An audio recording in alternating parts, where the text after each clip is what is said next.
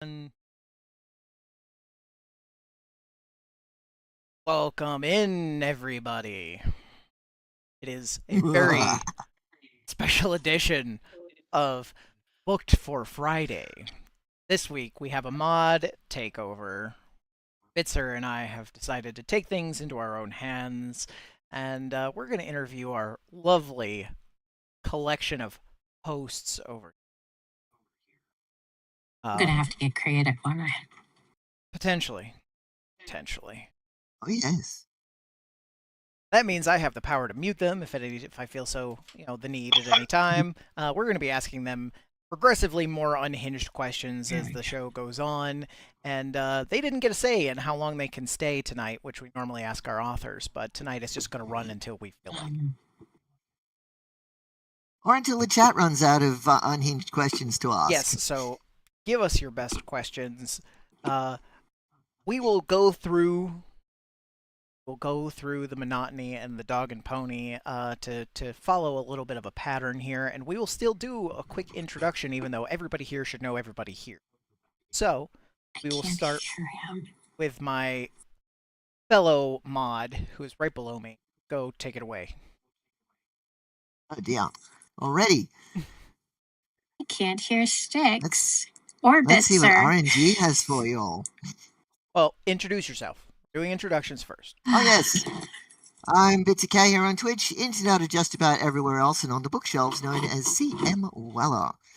I live in sunny Queensland, in beautiful Australia, and I have Vegemite soup for breakfast. Do with that information what you will.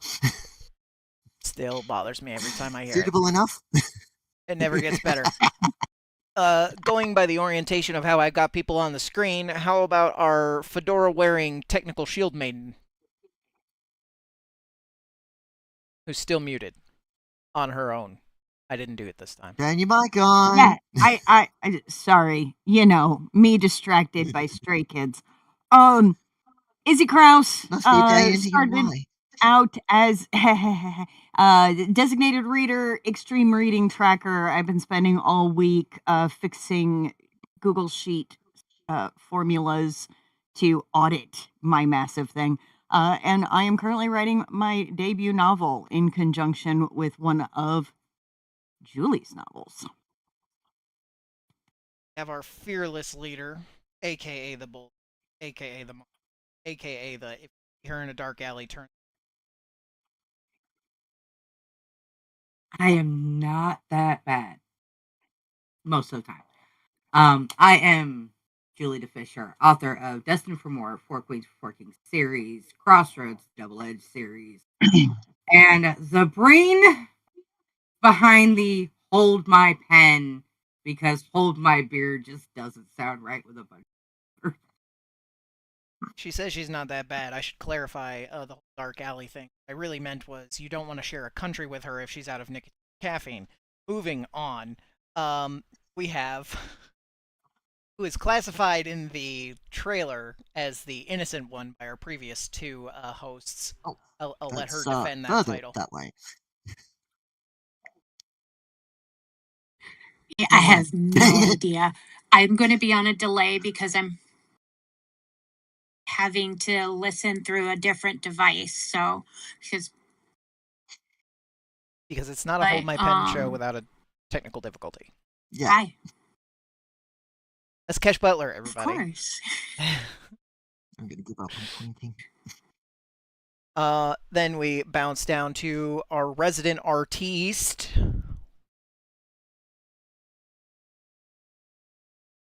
You really gonna make me do this? Okay. Pen name Sierra McCormick. Everyone just calls me Shar. I am the author of the Dolan Syndicate series, which currently has 5 books out, and I'm fighting tooth and nail with book 6 because it's the last book in the trilogy, and I'm stressed as fuck about it. But I've also made all of the lovely artistic stuff that you see on the Twitch because I have to pull my weight here somehow because I very rarely show up for these shows these days because I'm writing so much. Excellent. And last but most certainly not least, we have the mods as the executioners, chat as the jury, and that just leaves the judge. Me? Oh, yeah. Oh, wow. Okay, well, I am PA Power. I write the lovely male shifter stories that you get to hear bits and pieces of, as well as my little dark retelling of Peter Pan. I work a lot, I read a lot, I write a lot, but I don't get on the show much lately because work and writing. By a quick show of hands to all of our guests here, quick show of hands, who's published? Julie, put your hand up. Who's going Technically. and who's going to be published? I think we should all put our hands up for that one. Chad, do you see this? This is a collection of some of the most talented writing, like a collection of the most talented writers on Twitch. You may find other writers across Twitch. You may find bigger names or more household names here and there across the internet, but you will never find a larger collection of more talented folks in one place. If you are not following, if you are not subscribed, and if you are not in the Discord, you're wasting your time. Do it now. We'll go to the first question. Bitzer, take it away. All right. I rolled this earlier when my wires were crossed. How do you re-rail after a derail? We'll go in the same order as introductions.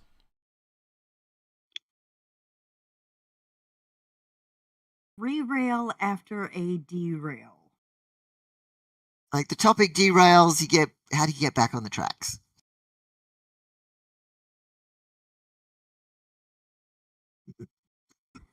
Just for those dirty minds in the audience. I can answer this one for Izzy, because I already did an Izzy impression.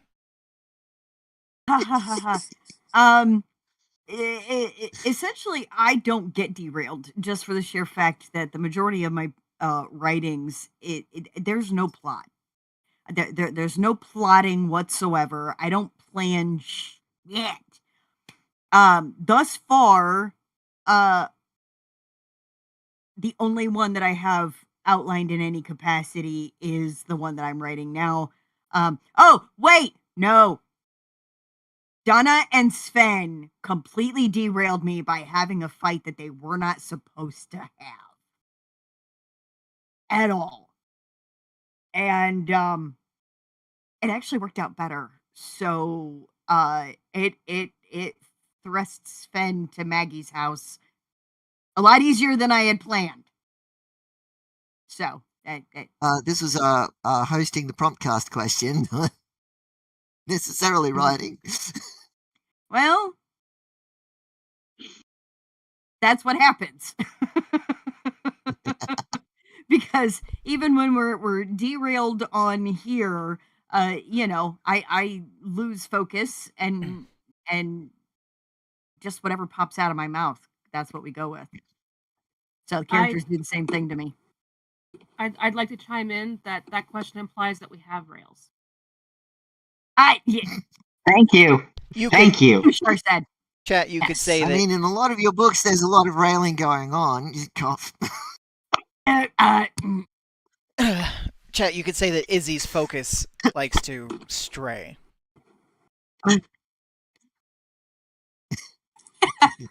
Julie, you're up. We're Chaos Gremlins. We have been since the inception of the show, and we brand ourselves as Control Chaos. The control part loosely. Usually Izzy's got to rein my ass in, or I've got to rein everybody else's in. But I've, in the words of Dom, my dear character in Crossroads, if I am the voice of reason, we're all fucked. Okay, just teetotal 110%. You might as well just ship that one off. But again, with what you said, to say how do we get back on the rails after we've been derailed, that is implying that our choo-choo train is on tracks. Our choo-choo train is not on tracks. Our choo-choo train is a lot like the end of Back to the Future. We just kind of, and then we go up, and then we go, and then we take off. Like, that's what as Doc says, roads, where we're going, we don't need any roads. All right. Kesh, I know think there's a Cash delay. is the only one who didn't answer the question. I think I'm always the one trying to go, hey, come back over here. So why did we label her as the innocent one? She Because should have been the I'll cat forget herder. what we're talking about. Yes, that's what I was going to say. She's the mama trying to herd the cats. Okay. So we have Stray Focus on Stray Kids. We have Chaos Gremlins Incarnate. We have Cat Herding Extraordinaire. We have Rails, What Rails? And we have We Don't Need No Stinking Rails. So that's wonderful. We're gonna do this a little bit round robin, so I'll like direct you guys on who's supposed to answer first. So we're gonna go down to the next one. So Julie will start this one, and we'll end back on Izzy. So my question to start us off, it's a long one. Pay attention, ladies and gentlemen, including you, chat. If a sentient, highly aggressive grammar checker AI took your family hostage, and the only way to save them was to permanently delete your favorite original character from existence, or write a 100,000 word fan fiction about a romantic relationship between a stapler and a dictionary, what's the title of the fan fiction? Don't get clipped.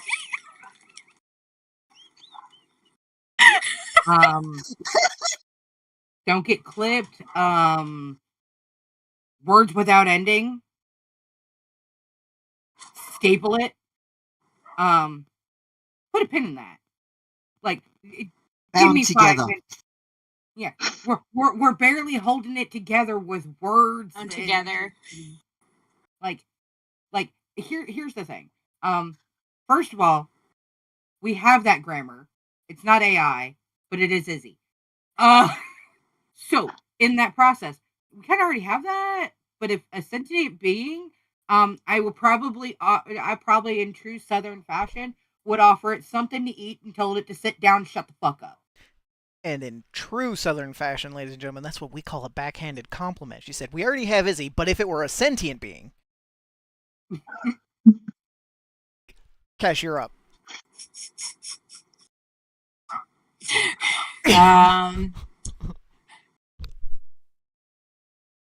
I'd be writing that fan fiction. As far as what the name is,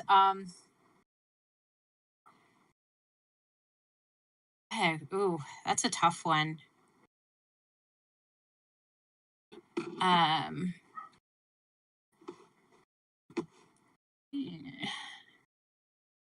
think somebody already said the one that I repeated. That's all right. Julie gave us like 5 options. You can pick one. Bound together. All right. How about you, Shar? Or Office Space. Shar's in the middle of something. We'll skip ahead and come back. How about PA Power? Staple by staple. All right. Izzy? Muted and Munching. Not the name of the book. Maybe it is. Only Six would take it that Julie was referring to me as a not sentient being. No, only Six. Literally, I don't know what the title would be, but the opening first line would definitely have to be, "Excuse me, I believe you have my stapler." Go ahead, Char, if you're back. Just to clarify, it was between a stapler and a dictionary, right? Yes. Okay. I would absolutely write the fan fiction. It wouldn't be 100K, it'd be 150K because I'm an overachiever. And then the title would be From A to Freed. All right.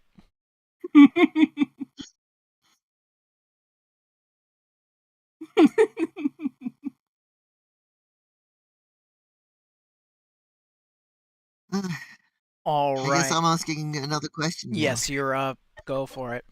All right. Fucking Izzy. We also have a question in chat if you want to rely on that one or if you got one of your own.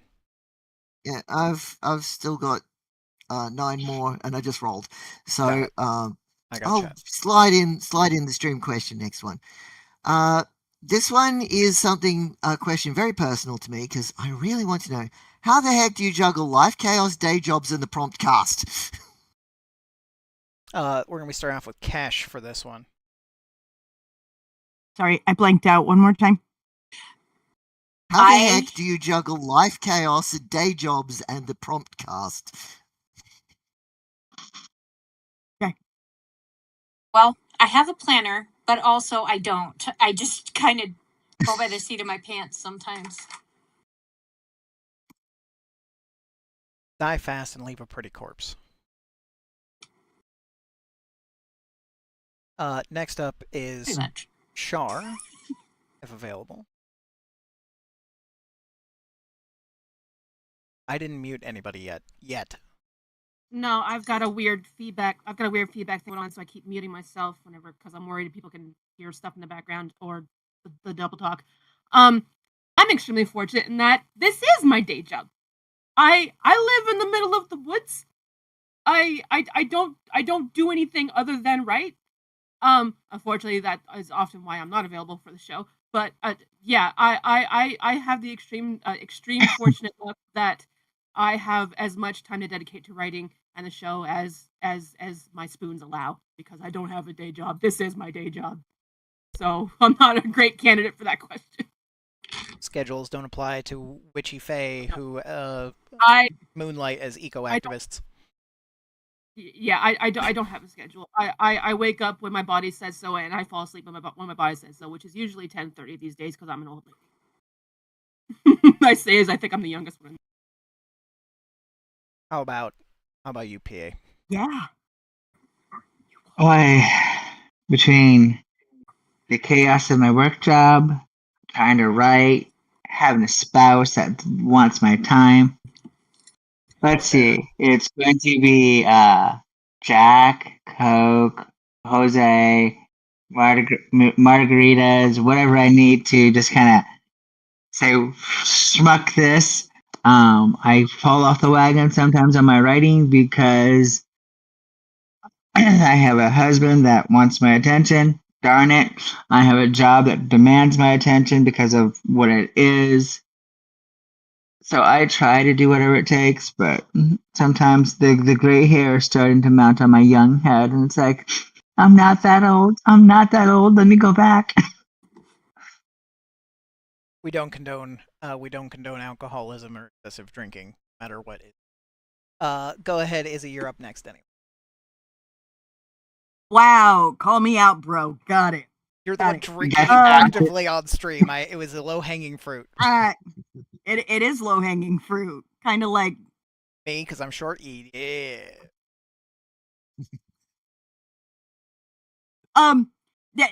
managing. That's that again. Like that implies that we're able to. Thankfully, I had a 330-pound weight loss almost 4 years ago. So, you know, that really freed up my time for getting to know you all and dedicating myself more towards reading and books and, you know, things that are intelligent. So, you know, really, I go to work solving financial problems during the day, and then I come here and solve technical issues or writing issues or grammar. And again, the only rule is don't clue me into your submission for this week. But if you want to go back over, you know, you're like, hey, Izzy, you kind of stumbled over this and you looked a little confused. What about it? I'm more than willing to help with things that aren't going to be the upcoming stream thing. And pretty much the joy of having adult children that buy me said alcohol. I don't even have to go to the store, y'all. That's the key point. They keep me in food. They keep me in booze. They even go to the store and get me my cigarettes. Like I'm a kept woman. I absolutely love it. Of course, I pay the bills, but I digress. Um, y'all are my life. Who needs dating when you have toys, cats, booze, and delivery service? Heard it here, folks. If you're looking to upgrade from DoorDash, the more expensive option, Offspring offerings. Have adult children. Have Go adult for it. children. We actually have 2 stream questions, so We'll get to those. we We're can still each got pick up Julie to one. answer. Yep. Oh yeah. I'm gonna How do forget I the manage? leader. How do I manage? Everybody knows I have a special needs child, and that in itself is a day-to-day task. But my one adult thing, the one thing that is truly mine, outside of being a mom, outside of being a wife, outside of being a daughter, is the show. It's my love of reading. It's my love of writing. It's my love of putting this in the hands of people who swore up and down they never could do it, and then getting them to do it and showing them that, hey, yeah, you need some work, yeah, you're a little rusty, but you can still freaking do it. So this is my life. This is my job. This is how I deal with the day-to-day grind of my offline life. Friday nights, Saturday nights, Sundays. Uh, this is how I make it through it. These lovely people are my family. They just don't all live within fucking walking distance of my house. That's just how that works. Some more than others. Some more than others, but Good. I cultivated my own family, and in the process, this is what we do.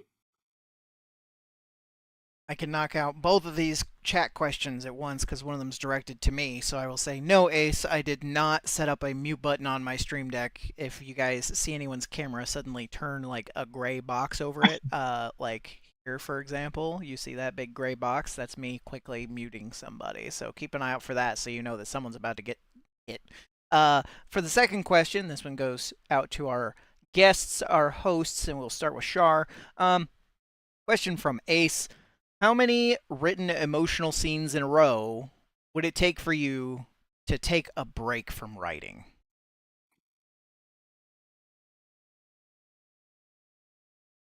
Are we talking they're all the same base level? Comes to the I'm emotional. saying if you were like chained to a desk and said you have to write the saddest, most depressing shit back to back to back, how long would you make it? How many scenes?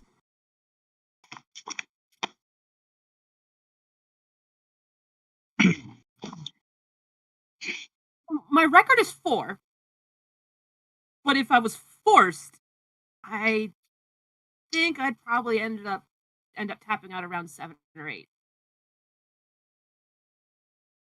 7 or 8. What we call an emotional I enjoy masochist. writing emotional stuff.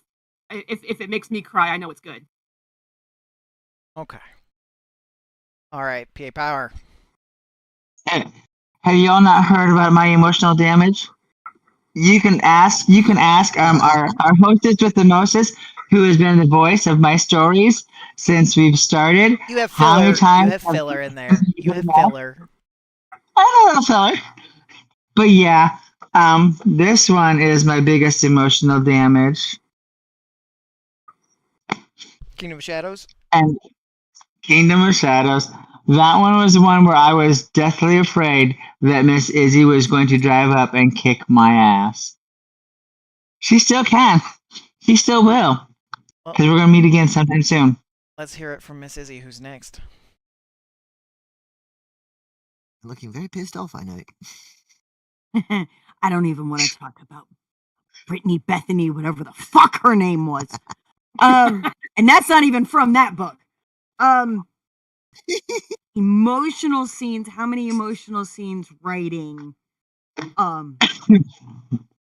Since I'm a quilter and I bounce around my story and then slot them in where they go, quite often I actually get into those emotional beats and I write those one right after the other and then place them where they go.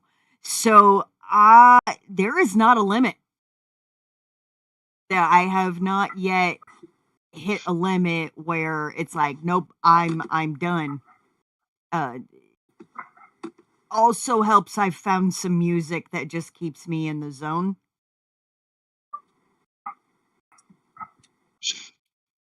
Big cheese grin. And I just let it roll.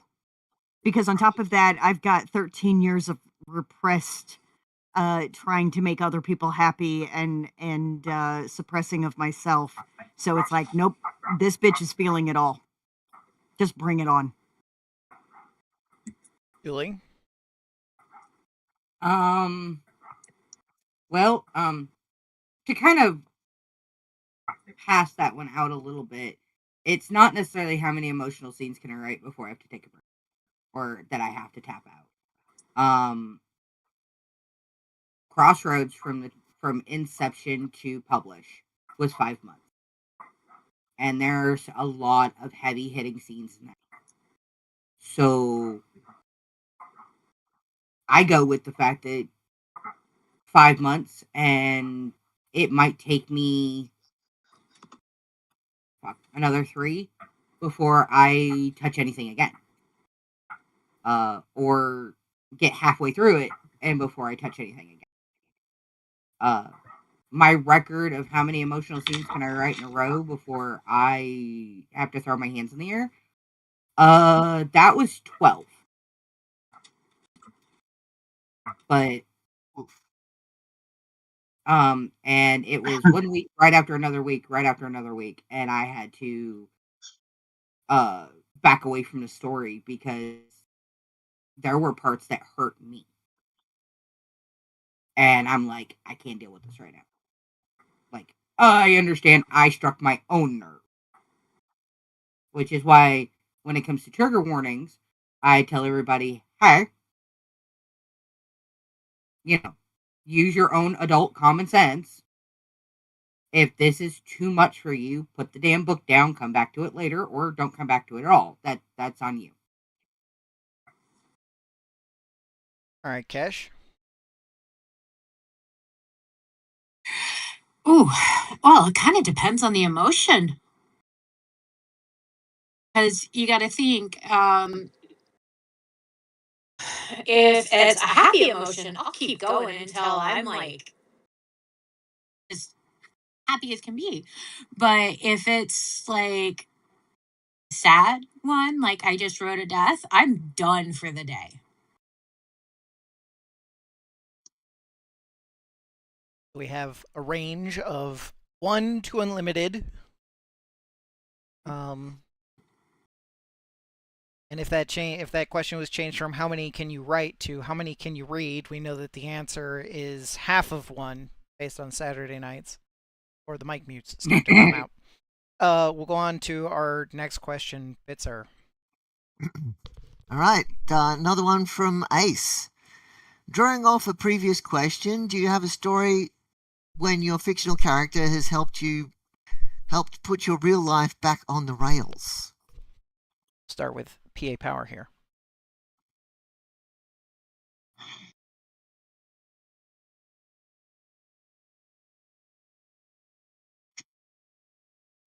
Say the question again. I want to make sure I'm going to give you the best. Drawing off a previous question, do you have a story of when your fictional character has helped put your real life back on the rails? And of course, our lovely mods have already told me I can't plead the fifth on this one. There is no escape. So I will say this, whether it's a published book or perhaps one of my many works in progresses, I cannot confirm or deny ever writing a real life scene of which I needed to vent either emotional damage, frustration, or anger out and have it directed towards any particular individual, mean girl, husband, or otherwise. But I will say writing is very therapeutic. And I will leave it at Wow. that. Thank you for that very specific denial. Very specific non-answer. Very nice, bro. You guys remember when PA Power said, you know, my job keeps me really busy, but it's demanding? It's because it's politics with that bullshit. Izzy, you're up. No, my job is politics. It's family politics. I know. That's fair. That's fair. Actually, Maggie. Everything about Maggie is me. The crap that I've gone through with 3 ex-husbands, and doing what I can for my kids, the emotional, the finding love. Now, I didn't find my own Sven. I don't need a Sven, but her recovery has been mirroring my recovery of the last 3.5, almost 4 years. Every bit of it. All right, Julie. Put me back on the rail. No. Well, it's a yes and no. But who? But each story that I tell has a little bit of me in it. Mostly based off of things that I've done, things that I've gone through, and things that I wish I would have been told or allowed to experience. Without some sort of pushback. I'm not the girly girl. I don't write girly. I write very much. They might start off that way. I mean, in Crossroads, Yvette does start off the girly girl, but she is very much the offset tomboy. And then she becomes the straight on, no holds bar, kill you as soon as look at you kind of girl. And even when she has to go back and deal with shit, we all have that point in our. The past catches up with us. And we've got to stand 10 toes with it and face it. And I've done that a lot in recent years with shit that I've done and shit that I've had to endure. But when it comes down to it, I created the characters. The characters didn't create me.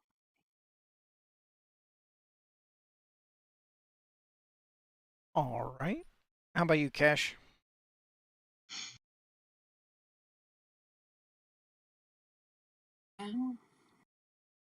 I'm gonna say all of them because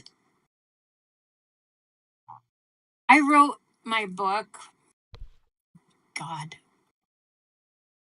probably almost good 17 years now. Is he? 17 years ago.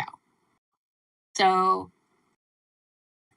because I dropped it because life happened, But also I have Izzy to blame because she dragged me back into it happily.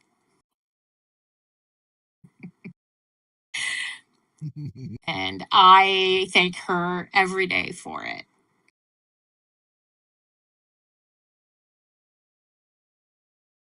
Okay. Short and sweet, Shar. A lot of people have touched on this this point, and that I think everyone's characters have a little bit of them in them. But as far as a specific story, I have one character, Tony, who is a vampire who was turned in the middle of a protest, and they were a punk who was turned in the protest and kept the punk attitude fully through, but it got worse. And having a lot of fun writing them. And I sent a chunk of what I wrote to one of my friends who beta reads everything, and she said to me, "It was like, wow, it's really fun that you've made a self insert." I'm like, what are you talking about? I was like, well, with how angry Tony is about everything in the world, and how they get so riled up on the slightest injustice. I'm like, hey, that's not a self insert, and they just kind of looked at me and went, "Honey," and it kind of made me have to like step back a little bit and realize my anger issues that I have, and that I have a tendency to fly off the handle and get very defensive and vocal about things that I don't like in the world, with very little prompting. And I had to kind of like do some self-reflecting. It was like, oh, maybe I'm more like Tony than I realized, and then maybe I should look at that a little bit. Just a little bit. I'm keeping the punk aesthetic, though. I love the podcast too much. That's not going anywhere. Do you only schedule your protests at night? Night or very early morning. I usually get up around 5. Oh, I would assume a vampire wouldn't want to be out there in the middle of the day, but no. Wouldn't they also get worried about all those picket signs? That's a lot of stakes. Anyway, I'm the one getting us derailed now. Okay. We're over halfway through our normal amount of time. Granted, we're going to go long, but we're only on my second question of the night here. Ridiculous. Good job, guys. So, hosts, if you were forced to drink a single vial of colored ink, and any color, whatever color you choose, will be the only color you can write in from here on, and it will be the color of all bodily fluids. What color are you choosing, and how do you explain it to your editor and your doctor?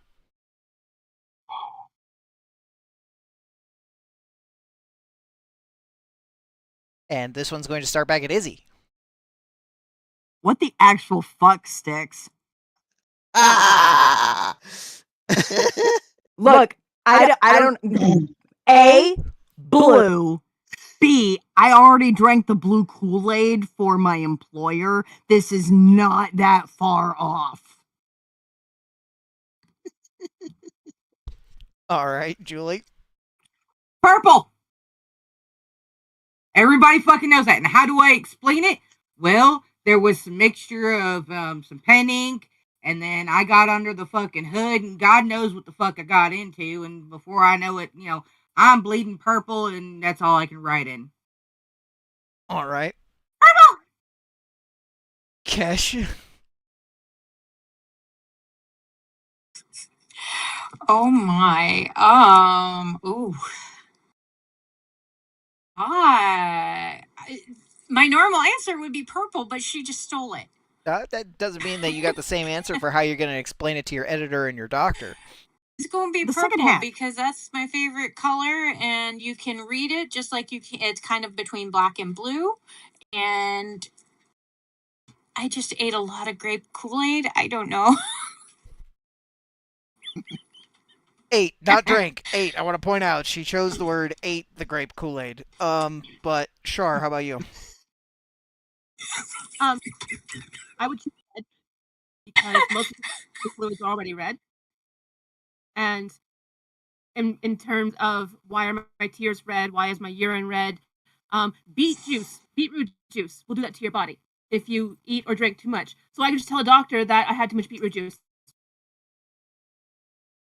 Science. All right. How about you, Pay Power? I would say like a teal color or maybe a baby blue color. How and why it happened? Hell, I don't know. I work in healthcare. I get exposed to who knows when, where, how, when. Sorry, shit happens. Fair. Got Fucking exposed fair. to the color. Steer clear of that janitor's closet. Hey, I'm like Skittles. Taste the rainbow, bitches. I don't know, but I'm sorry. The janitor's closet at the hospital. I mean, have we not watched Grey's Anatomy? That's where the fun stuff happens. I Hey, found out about our meeting place. We gotta change it up. What happens at Shady Pine stays at Shady Pine. You leave Zach and Derek there out of this. David. All right. I never watched Grey's Anatomy. Bitzer, you're up with our next question. We'll start with Julie. How tricky is it to avoid Twitch, TikTok, or YouTube censorship? Twitch, not hard at all.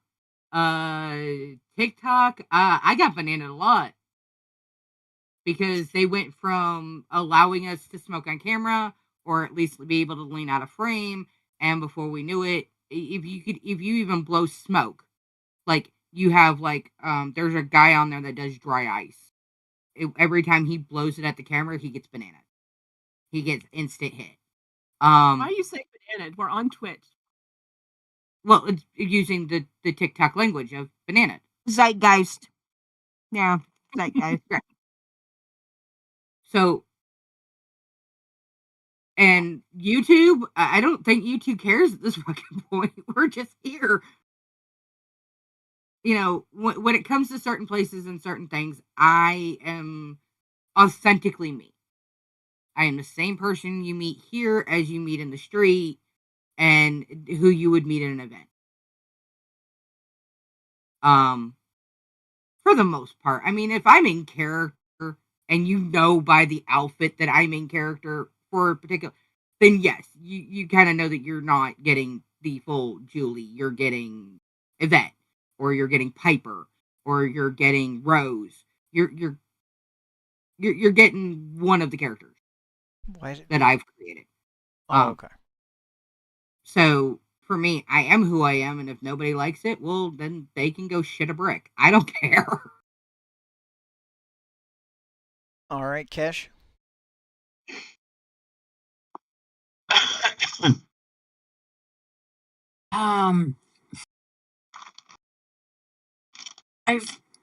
If I ever have questions, I run it by Julie. Ask the expert. I evidently don't. I mean, filleted Now, mind genitals was, you know. That one was not run by me. I've Had that learned. one been run by me, I would have been like, hey. That was the one not run. That was one run, not run by me. But the whole thing is it's like, look, that skirts the line, but let's see what happens. If it goes over the line, then I'm like, hey, we might want to rewrite this. Don't rewrite it in the actual manuscript, but rewrite it for the show, and then we'll go back later. Like, cool. Are you sure? How do you dodge all that pesky censorship? I don't. Almost like I saw that one Like coming. I don't care. Like I don't believe in censorship. I don't see the point in trying to fight with the constant changing algorithm that TikTok is constantly doing because, as Julie said, one day it's fine, next day it's not.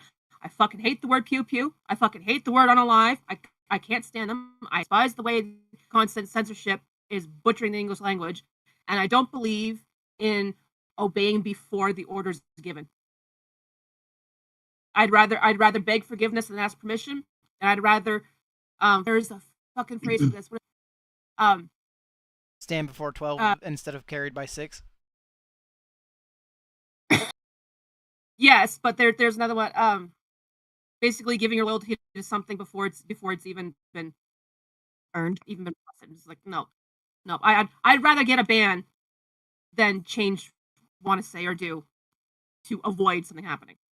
The closest that ever happened to me was when I was working in retail for the 2 years that lasted. And I avoided dyeing my hair crazy colors for the longest time because what if my boss says no? It's like, well, you don't know if he's going to say no. You're just preemptively following a rule you already set. So I just started dyeing my hair, and hey, look, he didn't care. So no, I don't care. How about you, PA Power? May the odds forever be in my favor. If you don't like it, rocks, mother trucker.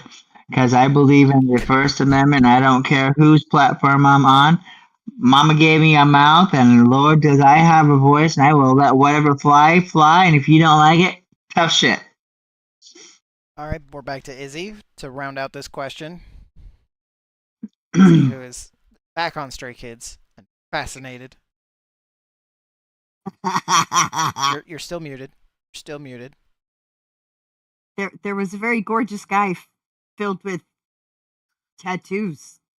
Anyway, Dodging that pesky censorship, how do you do it?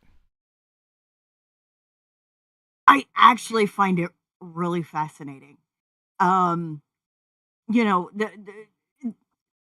my favorite genre is thriller, right? Thriller, mystery. That's always been my favorite genre. That's what I watch in television. That's what I watch in movies.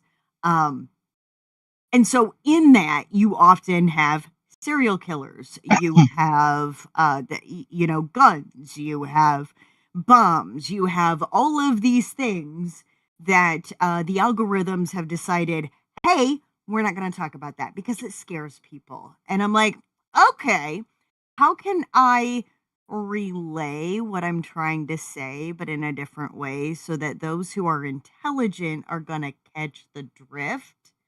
And we are going to be subverting everything right underneath their noses. We are going to still be talking about everything that they don't want us to talk about, and they are none the wiser.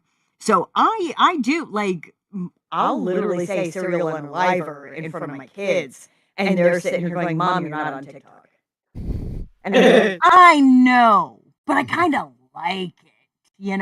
I kind of like that it's expanding the English language as well, what means what, and it winds up being wordplay, right?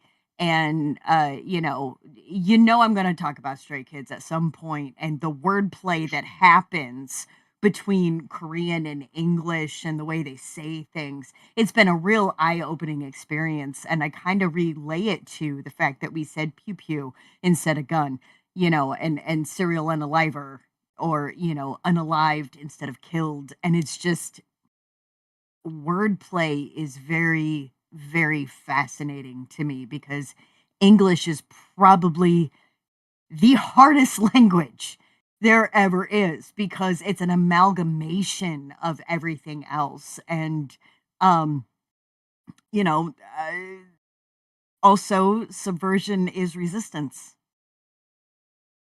So their rules, subvert them, and that's our resistance. Also, I remember the phrase I was trying to think of. It's obeying in advance. Yeah. That's what I was trying to remember. And Izzy's looking for malicious compliance, which is fun, children. It's definitely malicious compliance. And just to add one more little thing before we move on to the next question. But it goes back to what 6 said. I'd rather stand before 12 than be carried by 6. But have your affairs in order if you're going to step to me, because quite literally, I'm Southern. I toad. And if the bullets don't get you, the knives will. And it's going to be harder to explain why you're carved up like a Thanksgiving turkey. She's not beating the dark alley allegations. Not really. Really not. But at the same time, I would be super surprised if somebody were like, was I afraid of one of my ex-husbands? Absolutely. But the fact that he knows I have something to protect myself, and he probably knows it's right there underneath my bed within easy reach. Like, I'm going to protect myself no matter what. I'm going to do malicious compliance, and, affairs are in order. So if somebody wants to step to me, it doesn't matter which one of us is going down.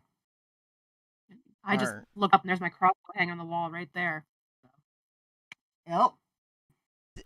So I just want to put this out now. I see there's another question in the chat, but for people who are new to the show, everybody who is currently on screen loves the sound of their own voice. So in the interests of time and respect for their own schedules, we're going to, my high-speed co-host has been keeping track of all of the chat questions in a separate chat that we can go back and look at. So we will be referring to those at the end, because between Bitzer and I, we have come up with some rather entertaining questions for you guys. So we would like to get those out of the way as much as we can.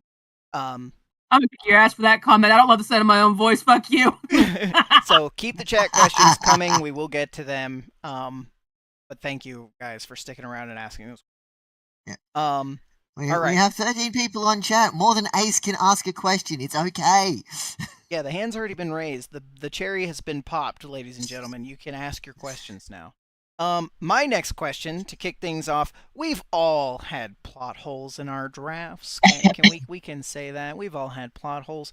What's the worst plot hole you've ever had in a draft? And if it were to show up in your living room right now as a cryptid, what cryptid, and could you beat it in a fist fight?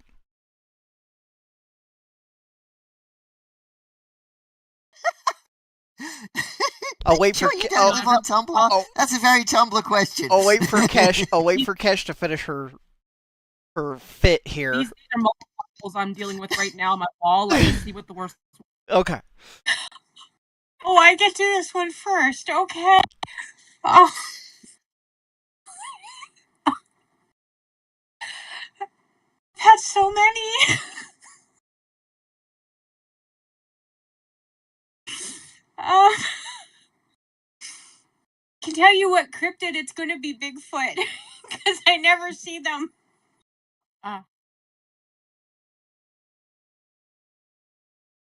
Can you beat it in a fist fight? Can you beat Bigfoot in a fist fight?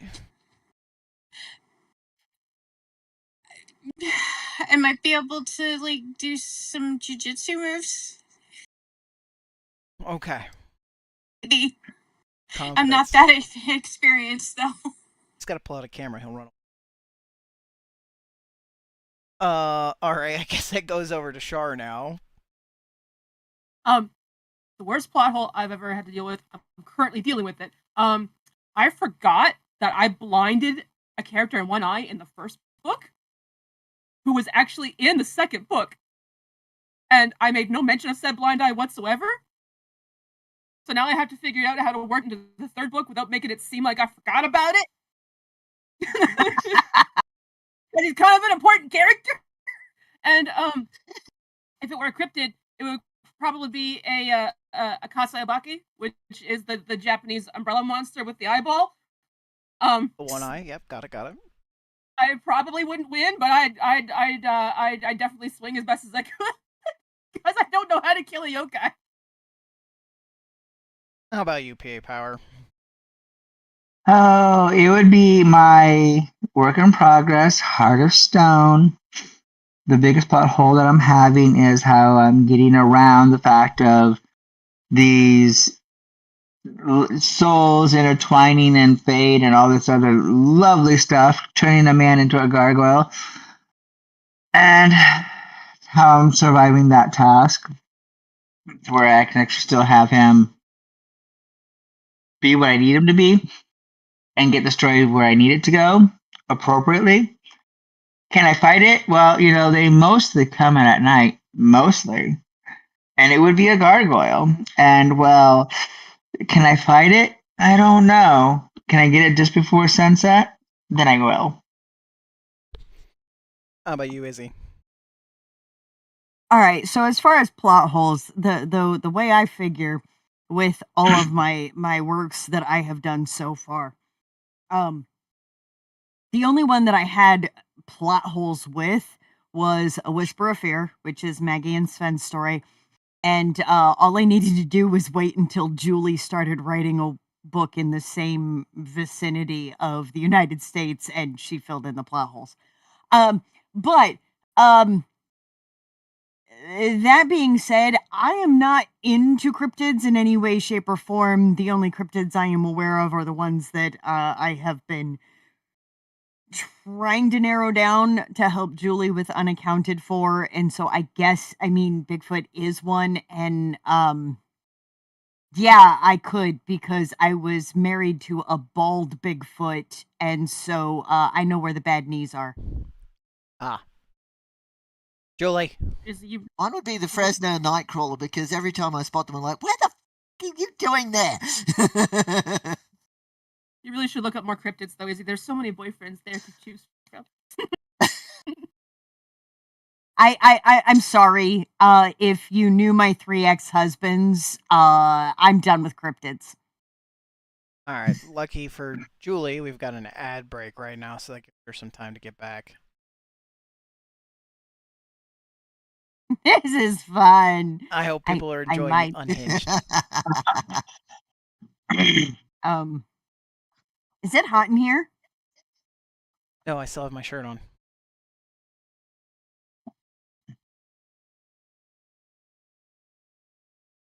Also, for the record, my favorite cryptid is Mothman. Your favorite what?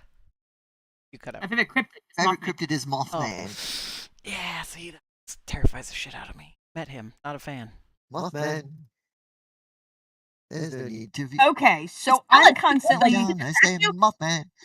Grab that dude off the ground. like I'm constantly saying unhinged shit when Julie's in the middle of taking a drink and lose it, like just about to lose it. Doing the spit take. That's what Sticks does to me. Like, oh my god, you did not just say that. Look, I was just trying to get across the fact that, I start to lose layers when it gets hot, and it can't be hot because my shirt is still on. Yeah, but we're also on stream, and I don't know if Baby Girl is gonna be okay with that. Look, Twitch got away. Twitch did away with the whole no male nipples on stream thing, so I could be shirtless. It's just that it would scare off the 11 viewers we currently have. I was more concerned about you pissing off Baby Girl. Nah.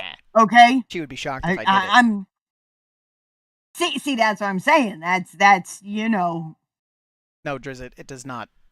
I can tell you right now that if me removing my shirt became an Abercrombie and Fitch ad, I would do it more often. We need the rest. Yeah. I mean, there was a time where I was accused of being a nudist. Currently, me taking off my shirt is just an advertisement for Budweiser's 4th of July. So, that's why I started to go to the gym.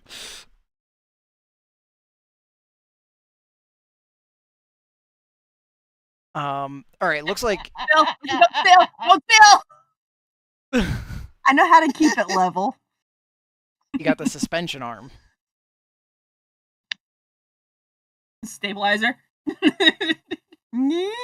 All right, Julie, you're back. You haven't dodged the question. Glorious leader. I did not dodge the question. I'll give you a quick reminder. Nope. Vegas plot hole. What cryptid is it? Could you beat it in a fist fight?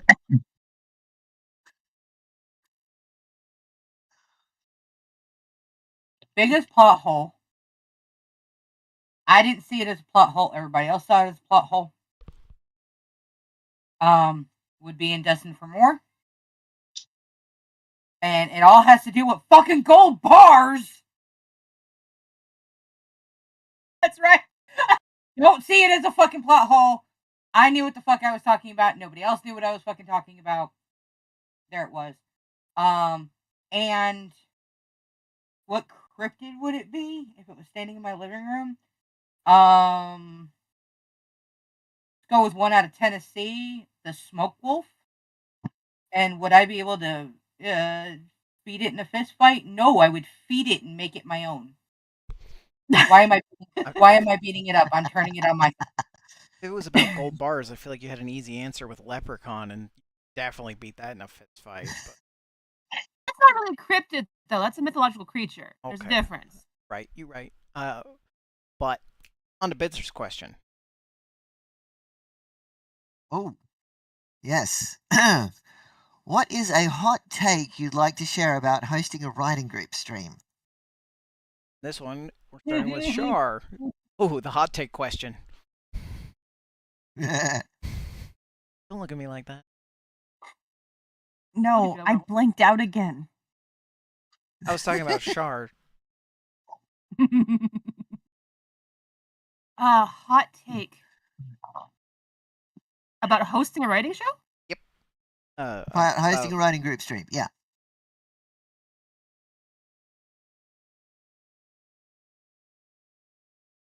It's not about you. Who's the you? Just to clarify. The host. A lot of Twitch streams are people coming to see the host, but in writing Twitch streams, it's not about the host. It's about the community that actually comes to see you. Because with any Twitch stream, it's about the community. But with the writing specifically, like because you can't rely on your personality. You can't rely on a video game. You have to rely specifically on your community and the engagement with them. Otherwise, you're just staring at a blank page, doing nothing. All right. A power.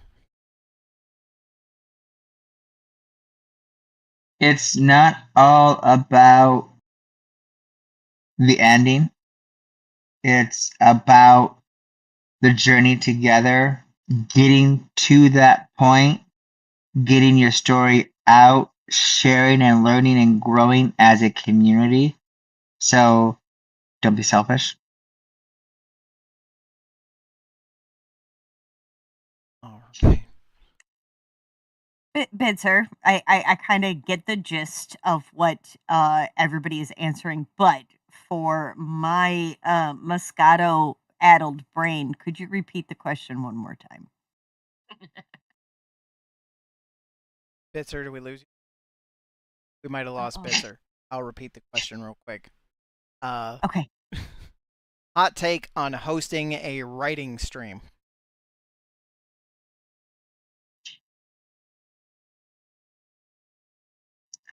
You're gonna fuck up. Nobody's perfect. You're gonna fuck up. And we gotta. Okay. Oh, People now have I'm under sticks. yeah, I was gonna say people That's- rearranged on stream, but we'll get it back here in a We're good. Perfect. For a sec. I was Yeah. experiencing technical difficulties for a hot minute. We got you back, babe. We got you back. Okay. So yeah, nobody's perfect, and you're gonna fuck up. The number of times I have mispronounced a word, the number of times that I have stumbled across reading something aloud, it's I mean, a lot of the writing shows that I have seen are also like, watch me write. Um, you got an ego or something? The what makes us different, and a couple of the other writing shows that I've stumbled across on Twitch, is the fact that it's not about us, just like what Shar was saying. It is not about us. It is about creating a community that can rely on each other. Writing for centuries, writing has been solitary, and we get in the mindset of writers are eccentrics, they don't fit in with society. Well, no shit, but at the same time, it shouldn't be solitary. It doesn't have to be solitary, because your mental health is important, and having people around you that are going to tell you the truth but at the same time be your biggest cheerleaders is the most important thing. So basically, you're gonna fuck up, and that's okay.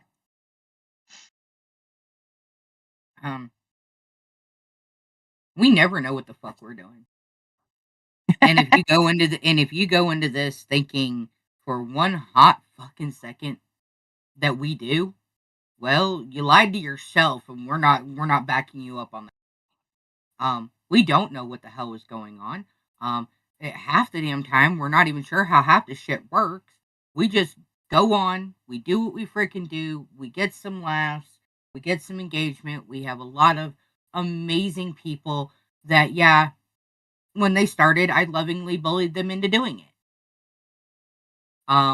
I still lovingly bully at least 3 to 5 people a week to do Only 3 to 5. Only 3 to 5. Please. per week. That's a pretty good average week. 3 to 5 per week because Gremlin's out of school right now. Like, wait until after Gremlin goes back to school, then we'll up the ante. But no, when it comes down to it, it's not about us. It's about the show. When I created it, I turned around and told people this is what we were gonna do, and everybody told me that I was crazy, that it would never fucking work. And 3 seasons later, here we stand. Kicking, United. screaming, and defiant. Yeah. How about Here you? we stand. Oh, I was gonna say, did we just Kesh too? No, we got Kesh back. Kesh, what's yours?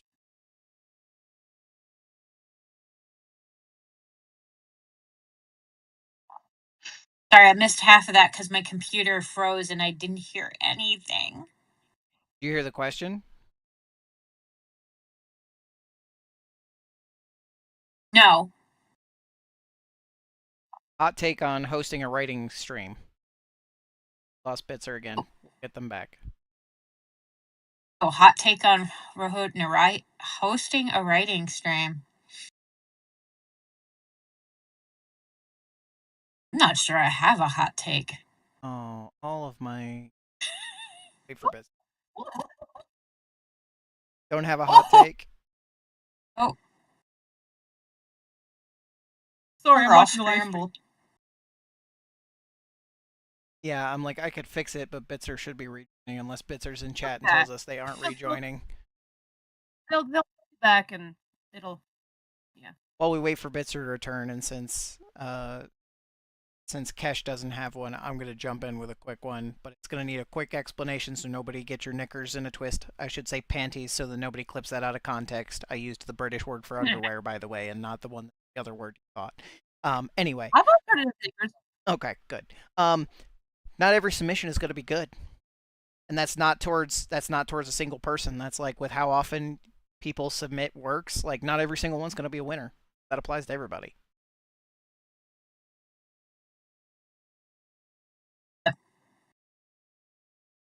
Okay, I'll kick it off with my next question then. Bitzer, if you are able to hop in the chat and keep us updated, or somewhere to let us know what's going on. My next question, and my order is all out of whack now.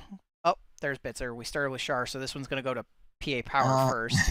Hey, Shall I pause while my lovely fixes my internet? we got everybody back.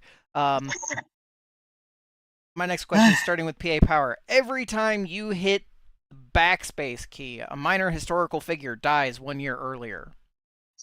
How much of your how much of your current work in progress are you going to continue writing or editing? I will continue to edit the holy shit out of everything.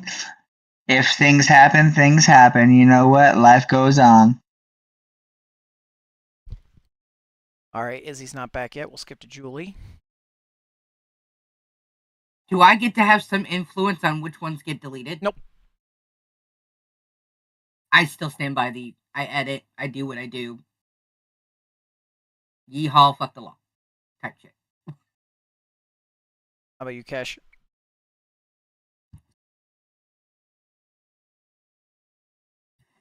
I'm gonna edit, particularly since I don't know which. I gotta do my thing. Char? Just for clarifying, they die or we forget about them? They die 1 year earlier than they would have.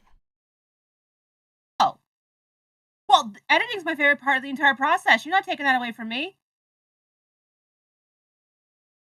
I despise writing first drafts. I absolutely hate it. I can't stand it. I am so excited for when the first draft is finished and I finally have all of the pieces that I can get to play with. You think I'm gonna stop doing that because people are popping off? You know what? There's some historical figures I've been doing the world a favor. Just saying. This was based off of that whole like, hey, you press this button, you get $1 million, but some random person in the world dies, and every single one of you slap that bitch like the easy button. Except for Izzy. We haven't heard Izzy's answers yet. No, actually, I would not hit that button. For the record, I would not hit that button. Yeah, for that, I would not hit the button, just simply for the fact that, like, in 20 generations, it's 1.5 million people to create me. Also an amateur genealogist, just FYI. But the original question to my hats. So the I delete somebody, they die 1 year earlier than they would have as long as it wasn't somebody in my actual line, I'm still editing.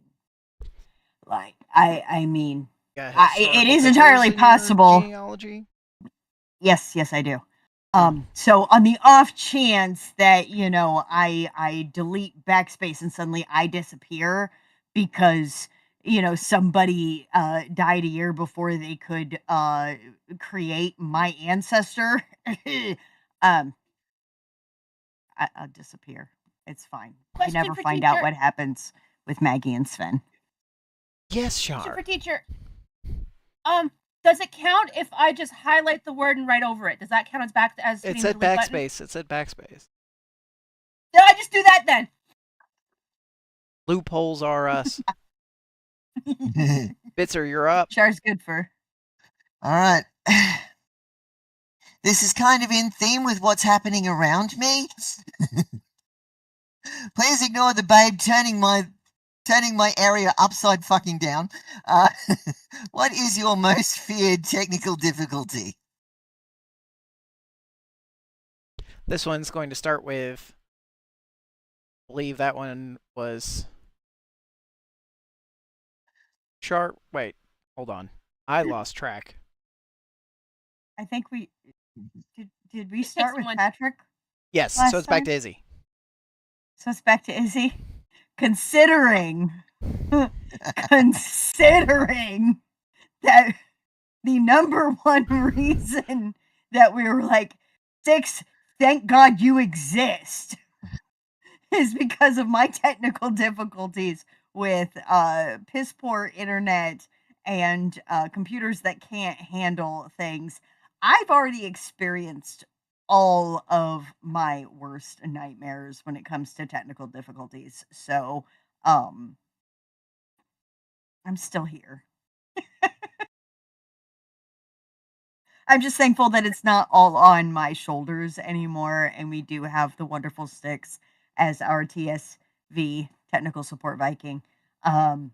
Because without Sticks, sometimes we wouldn't have had a stream that week, and so it really is. It may have started as Julie's brainchild, and I jumped on. Judge over here was the emotional support judge, and now, but we've grown it to this point, and this was not on my bingo card.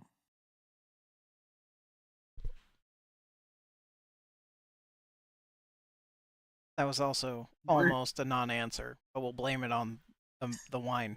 Julie, how about you? Worst technical fucking issue. I mean, we've already done it. We've had computers explode on fucking stream. We've lost internet.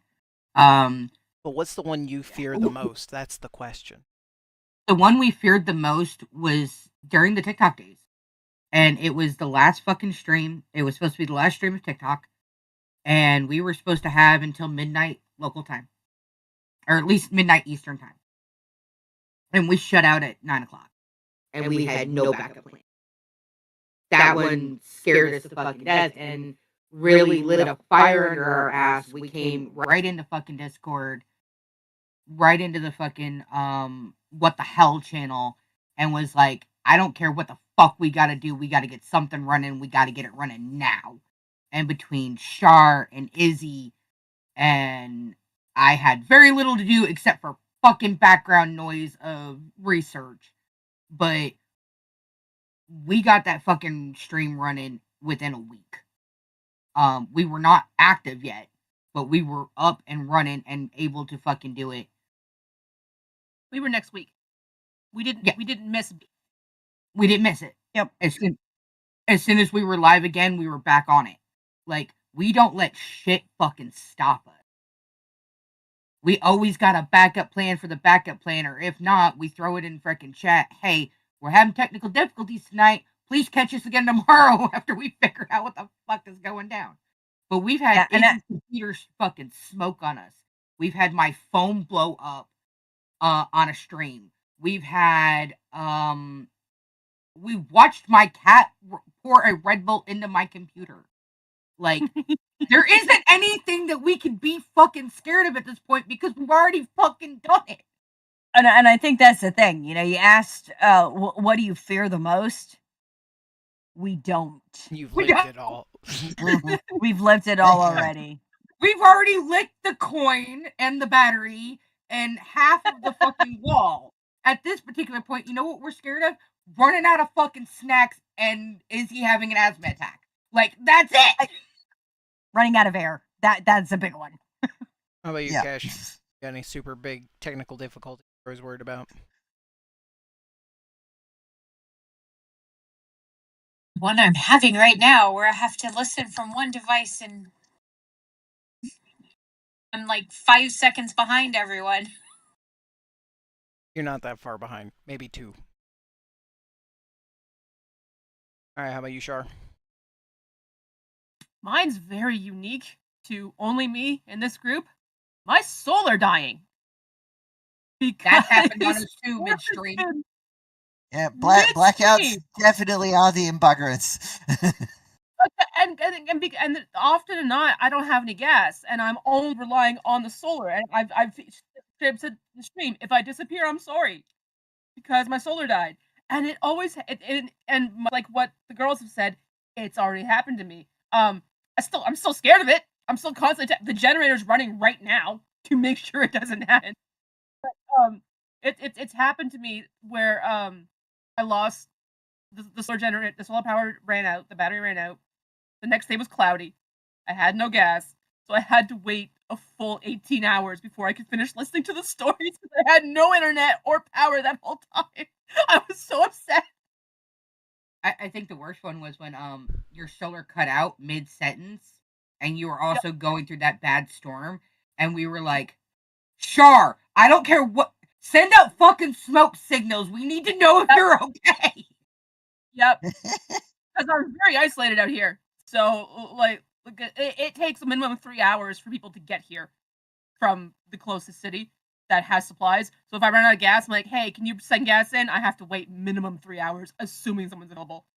So, yeah, I'm constantly terrified of that fucking solar dying. Constantly. How about you? I filled up the generator before I turned to the internet. That's why I was late for the mic test. I was filling the generator up because no.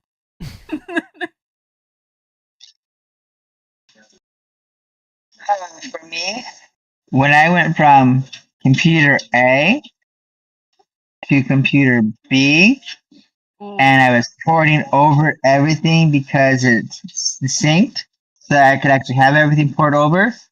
And then I go in to open said folders on said new computer, and they're empty.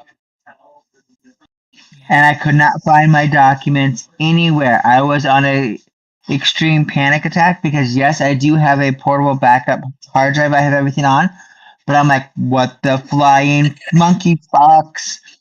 I've lost everything because there's some things that I was working on which are strictly just on the computer. They haven't been backed up to the backup drive. Luckily, through some sleuthing and some sneaking around back doors on the computer, I found my documents and restored everything. But holy shit, Batman, that was scared the ever living words out of me. Of trying to explain to Patrick, don't worry, we will get it back. Don't worry, we will get it back. You're freaking out, but we'll get it back. And Patrick's like, there are things that I don't have backed up. If I lose, I feel that was like fun trying to talk to him off the I feel like those answers kind of encapsulate this group of people in a nutshell, everybody. If you haven't been following along, the question was your most feared technical difficulty, and the answers we got were power loss, data not transferring over, asphyxiation, the inevitable heat death of the universe, and sneaking in backdoors. Snacks. And running out of Running out of snacks. snacks. Yes. and running out of snacks. Okay. That brings it over to me. Oh, this one's gonna ruffle some feathers. I'm excited for this one. Oh, Lord. You, It's never good if you're excited. yeah, it's gonna be really, really good. You are forced. No question, no way out of it, no loophole. You are forced to rewrite the Bible.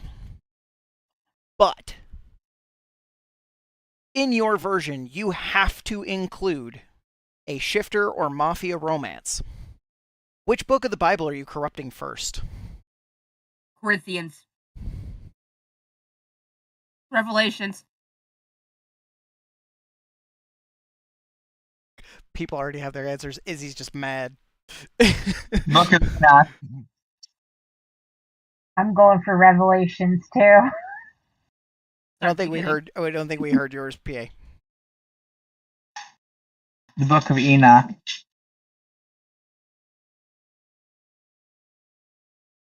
Song of Solomon. It's already smut. Yeah, but then you wouldn't be corrupting it. You would just be you'd No, be no, no. polishing it. I'd be polishing it. Oh yeah, And so then if from you would there- polish it and switch some characters around and find the loopholes in the story, you know, that kind of shit. I would start with Adam and Eve. I would start with Adam and Eve. You mean Adam and Steve?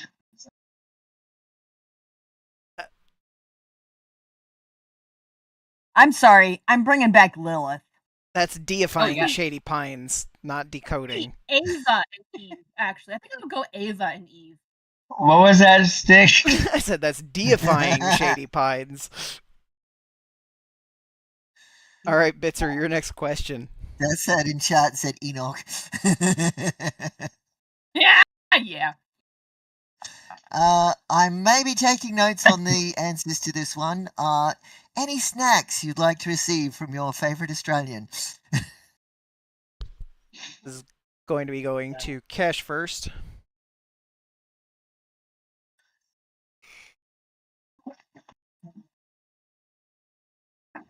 Sorry about that. Favorite snack from the Australian. Any snacks you'd like to receive from Australia, basically. I can't even remember what's made there. I'm going to give everybody a quick cheater answer for this because I know what my Is answer it a lot would of be. the same stuff that you find in Great Britain and stuff? It's cheating, but I know that Lay's makes different flavors of chips for different countries. Or- So I would probably want whatever that is.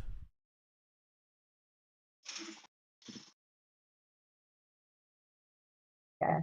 Maybe some Vegemite. Some Vegemite. I've had that before. Brave. How about you, Shar? Tim Tams. That's cheating. Have those.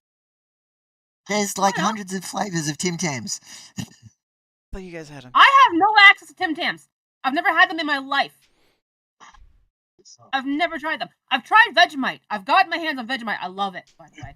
On the buttered toast specifically, it's delicious. But I've never gotten to try Tim Tams. Okay. PA Power. Dick's having a minor aneurysm over Vegemite. I'm looking because I'm trying to figure out what the hell some of this crap is. Circle back. How about Izzy? I am fully aware that this particular snack is available in various different forms all over the fucking world. But Australian licorice. Get you the special Daryl Lee stuff. Oh, How about? I want to try it so bad. Okay. For me, Bitzer already has my order of the little cookies that are dipped in chocolate. Tim Tams. No, these are not. No, Tim not the Tams. Tim Tams. I think they're called Glory. I need to look it up again. Yeah, but they're wafer cookies that are dipped in chocolate. But it's different because it's got hazelnut spread in it. Oh, yeah. Yeah. Ooh, those lamingtons look good. Yeah. So Bitch already has my order, but if I have to pick something else besides that, they have a they have different gummy bears than what we. So I would need gummy bears because anybody who knows me knows that I'm a fucking gummy bear fiend, and Gummy bears and M&Ms. It's like you can't go wrong. As long as you don't give her anything that has nut paste. You do not, I'm fucking allergic to peanuts. because if you give Julie nut paste, you're gonna have an Izzy on your front door. Yeah, we are not trying to kill the Julie. That's not fair. What if I want an Izzy on my front door, but I don't want to kill Julie in the process? Come up with And something else. Okay, for me, I would do Wizzy Fizz, or I would do the pods that you guys have there, and not the Tide Pod Challenge, but you have candy that's pods. You have to be specific about that because we've got like different variants of pods. There's like Mars Any of pods and you got okay. Mars, Snickers, Twix. I do any of those kinds of things. Anything that's chocolate or caramel, and I don't want no lab-grown chocolate either. Well, see about sending you a packet of caramel or koalas. Those Lamingtons. I have Yeah, I personally don't know if Lamingtons would last in the post. Oh, I've That had wasn't the It will question. if it's packed correctly. I've had Lay's chips from all over the world, and I gotta say, currently, like the ones that I can currently get, Char's National flavor is my favorite. Still, Which one? all dressed.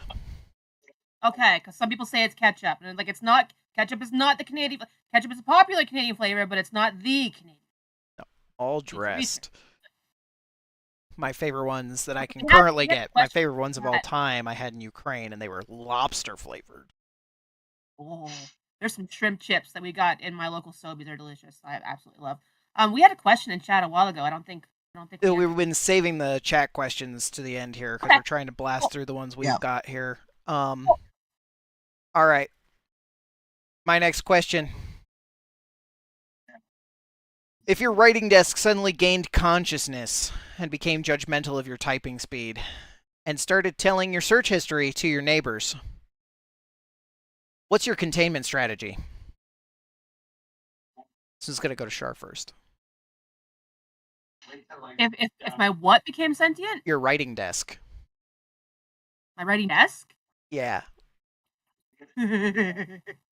My containment is the 20-pound maul currently hanging on my wall. Because I write on a solid wood table. Murder. Like this thing is from the 80s. It's one of those classic 80s with like the separating leaf in the middle that you have to like, and I need like 4 people to lift it. It's a big old bastard. So no, like I'm 110 words a minute, and I have no shame when it comes to my fucking search history. It can threaten me all at once. I got a threat I can give right back. How about you, PA? My search history doesn't scare me half as bad. I don't really use a writing desk half the time because I have my laptop on my lap. So if my laptop is going to be running its mouth, I better be getting paid for it really well. You know, I didn't plan for that one. I walked right into it, though. How about you, Izzy?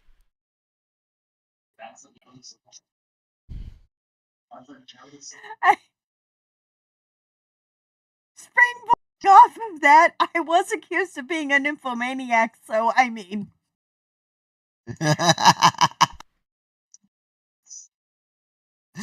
I think that question may have broken Izzy. Oh no, you can't break Izzy that easy. I can't wait to summarize these answers. Anyway, Julie.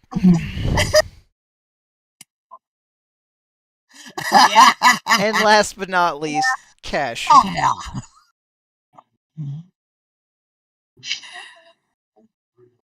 Moving up to the kitchen table.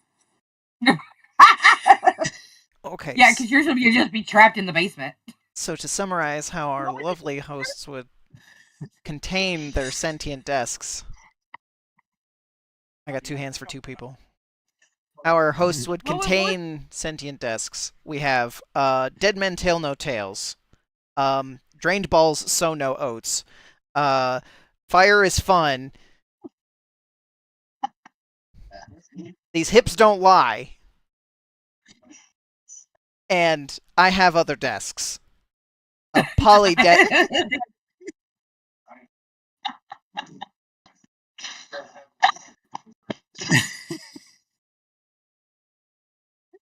love you guys. Take it away, Bitzer. I have nothing more to add to that. Okay. Ah, this is kind of a two-parter. Which would you least expect to be at your door, a walrus or a fairy? And which would you invite in? This goes to Gay Power first. Well, always be careful if you're going to play with Fae, because they have a different set of rules. Just be wary. But I like to go with the Fae. They're a little bit more fun.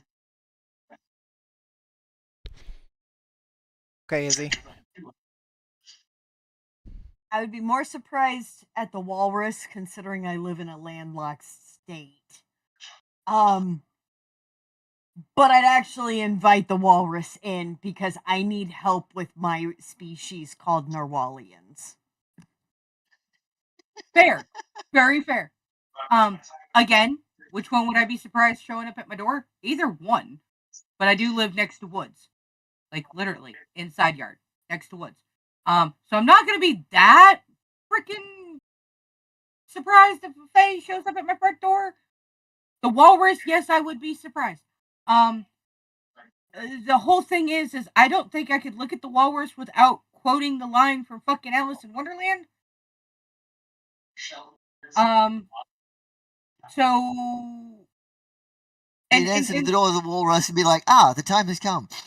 The time has come, the walrus said, to talk of many things, of shoes and ships and sailing rocks, of cabbages and kings.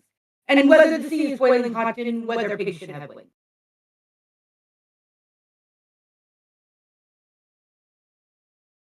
And yes, I know the rest of it. I'm just stopping there.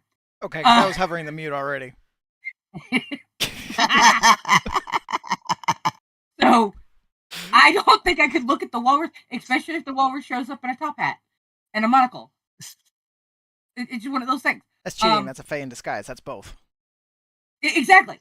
If it happens to be the Fae, I would. I don't know if I would invite it in, but I would definitely ask it a bunch of fucking questions, and either I would annoy it to fucking leave, or I would end up with some interesting characters by the time I'm done. So it's like it's a win-win regardless. All right, Cash.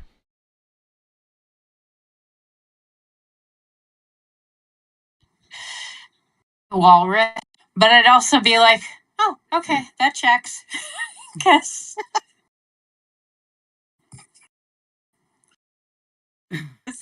You walk outside, and with the way the world is sometimes, it's like, oh, okay. The walrus. Like I said, it's like with the state of the world, I might actually invite the Fae in, give it my full name, and ask it where we're going. Are you sure? I would be surprised if the Fae were outside my door because I actually have protections against them already installed. So I'd be a little concerned as to how they got past them. I would be more surprised by the walrus because how the hell did I not hear that coming and how did you get all the way out here? If I had to let one in, I would pick the Fae because I know how to deal with them. And I've seen what walrus can do. They're extremely large, extremely destructive, and I don't want to clean that up. Yeah, Tasmania knows all about Neil the Seal. Yeah. That's bad enough. Again, how to deal with them is also cheating. Because both are the same answer. It's a shotgun.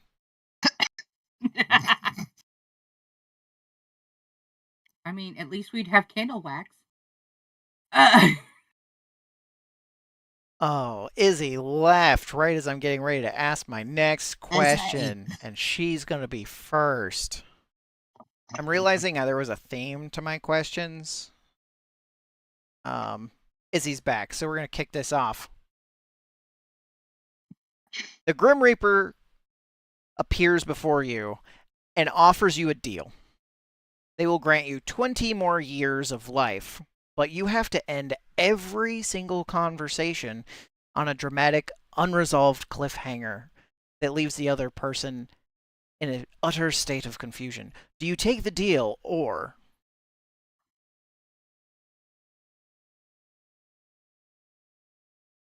Don't I do that already?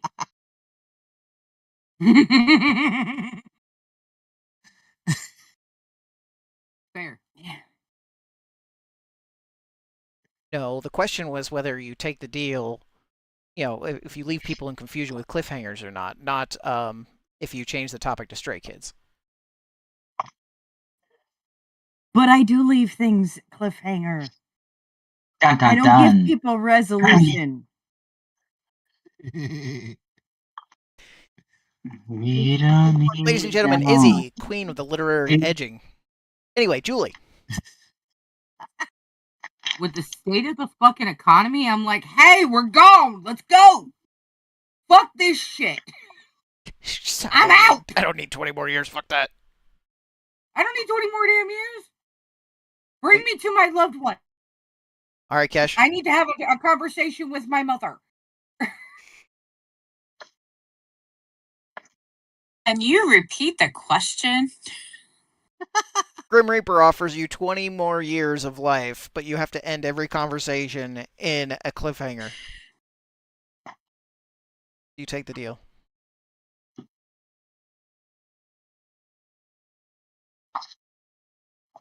She mutes. Nice. That's a yes. All right, Shar. In a fucking heartbeat. In a fucking heartbeat. I need every year I can get. And I love confusing people. I love flabbergasting people. My only thing was, could I use the same one every single time? Because it would be exhausting having to come up with a new one. Or like, would it come naturally to me? Would I have to put effort into it? Or would it come naturally? Because if it can make it come naturally to me, that could be inspiring for writing. So that could be very useful. No, you got to plan them out yourself. Sorry. Out of time. I can work it out. You got 20 more But years yeah. to figure it out. Exactly. I got the time. 100%. I would live forever. I would take immortality in a fucking heartbeat. Fuck all this thing about, oh, you had to watch your marriage, you died. Nah. I'll take it in a heartbeat. How about you, PA Power?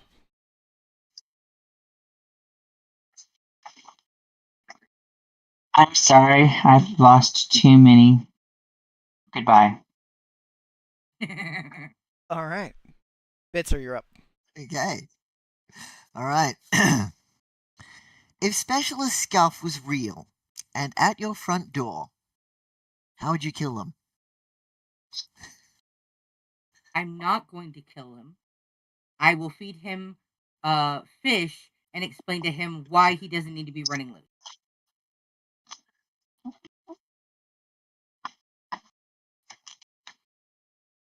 What was the question again? Okay. If Specialist Scuff was real and at your front door, how would you kill him? I believe it's By the Cash way, now. Specialist Scuff is a penguin. So you didn't know that. Did Duff become a penguin? No, not Death is a penguin. When Doc drew them. Specialist when Doc Scuff. drew Specialist Scuff. Yeah, not Death.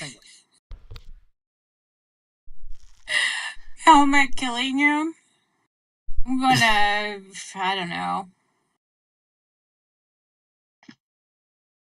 write him in a story and come up with something creative at that point.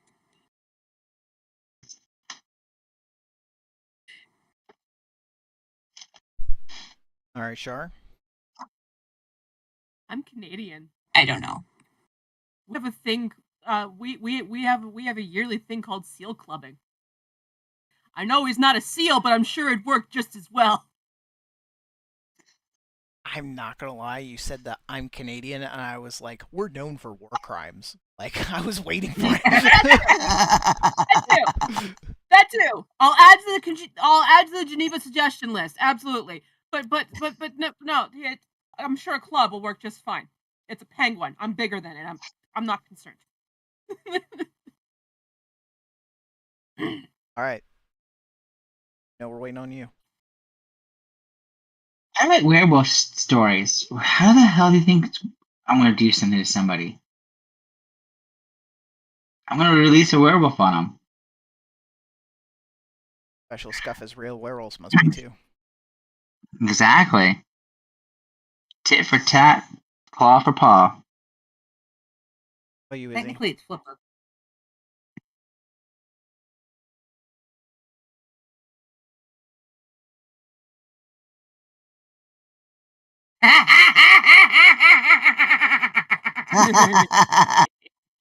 I'm not gonna lie. I saw a black shape in the background. I was like, "You're gonna throw a cat at them?" I know what it is now. It took me a hot minute because there is a cat right behind you too. So, okay, that brings it around. I believe Kesh will be the first one for this one. You're on death row. The warden will pardon you instantly if you can successfully use the word moistly or pulsatingly correctly 15 times in a eulogy about a beloved pet. Are you getting out?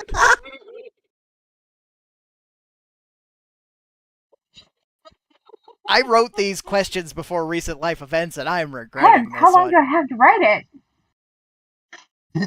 I mean, death row trials are pretty famous for taking years, so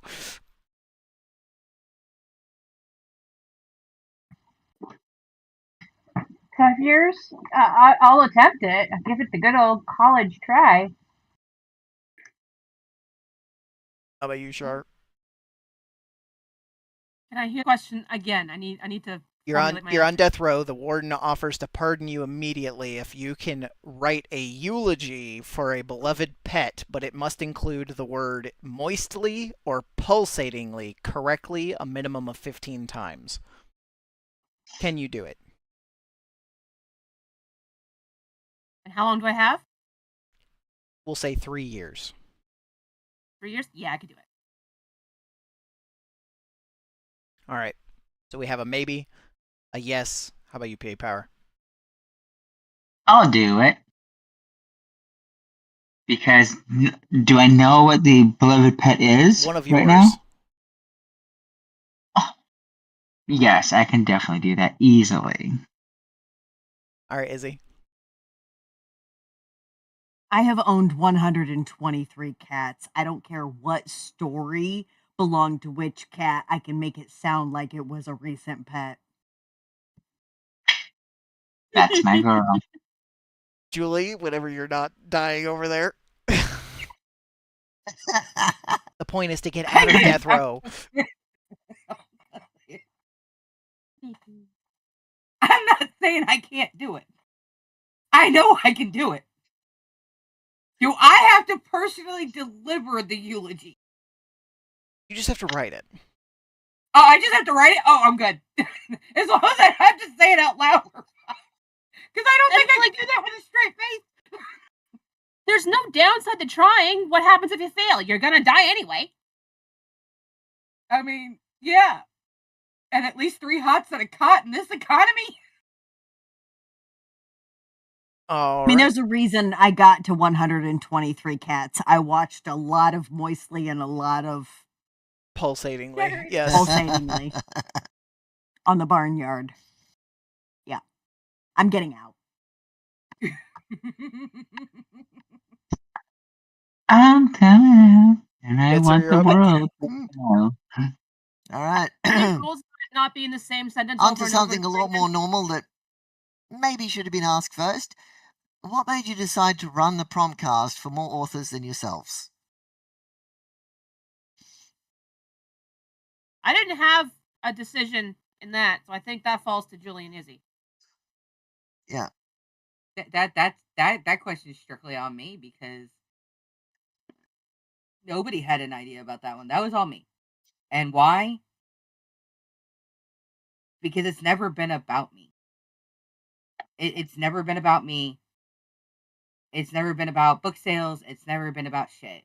And the way I always looked at it, even when my book was doing great and I sold thousands of copies, the way I looked at it is this was a win for every indie author that ever thought about putting fucking words. This isn't about one of us. It's about all of us. It's about encouraging. It's about being the foot in somebody's ass when they need it. even when they don't. Sometimes, you just got to give them the good old whop. Be done with it. But that was the whole basis around the show. One prompt, hundreds of fucking writers, and let's see what the fuck we come up with. Because nobody's been able to do it.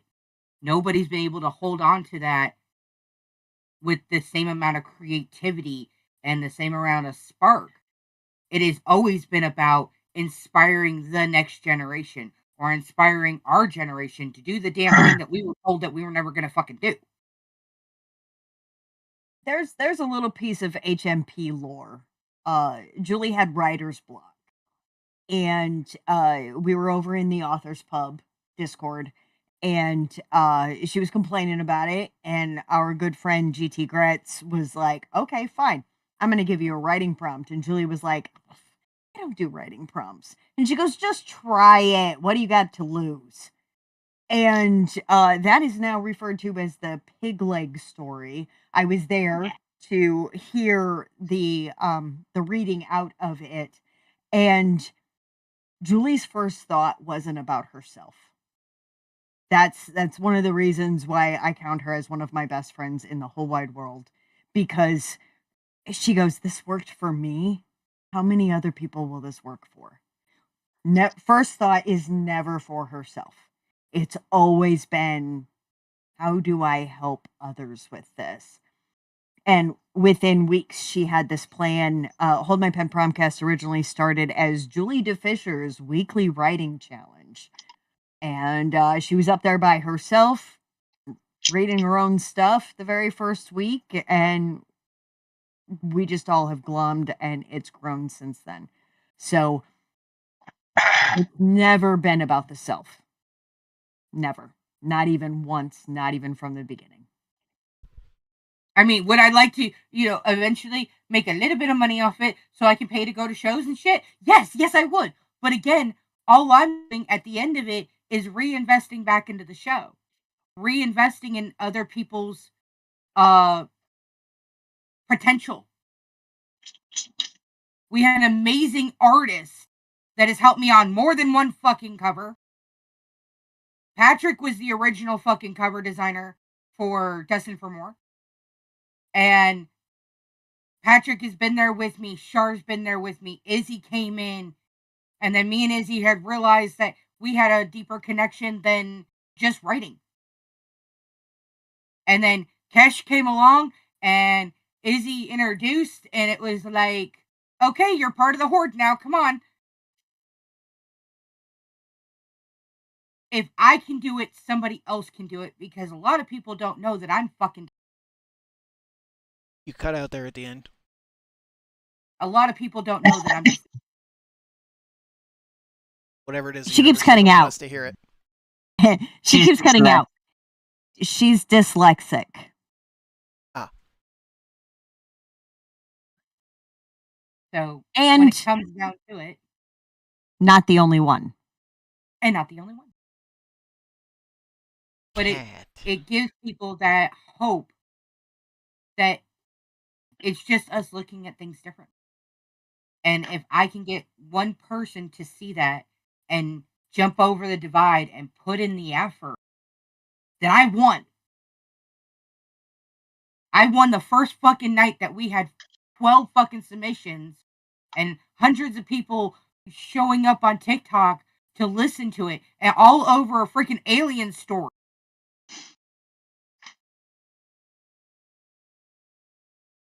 Narwhalian. Yep. And I will continue to do it until I can't anymore.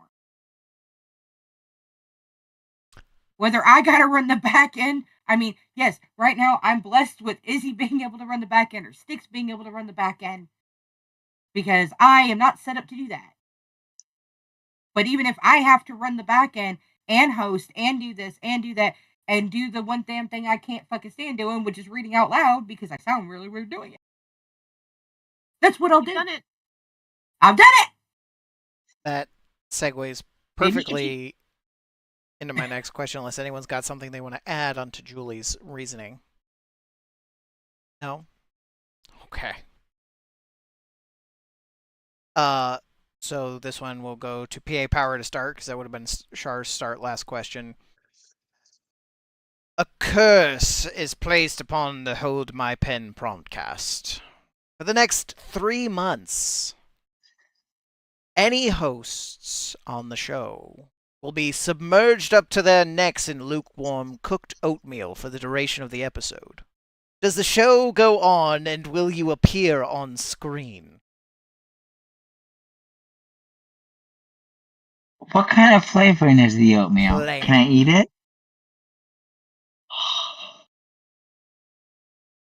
Because Patrick would go to the fact he could eat it.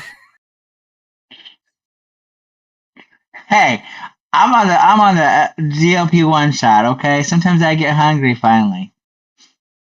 So I would still appear on the show, even though it's plain Jane. I know our stories would be spicy enough to make up for it. How about you, Izzy? Eventually, it would be Patrick flavored after a certain point.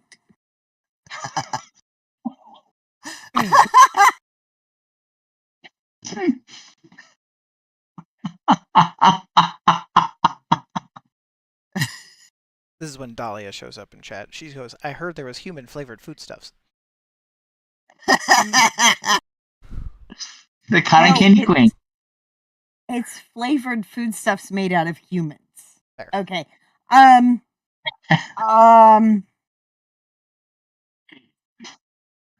my god.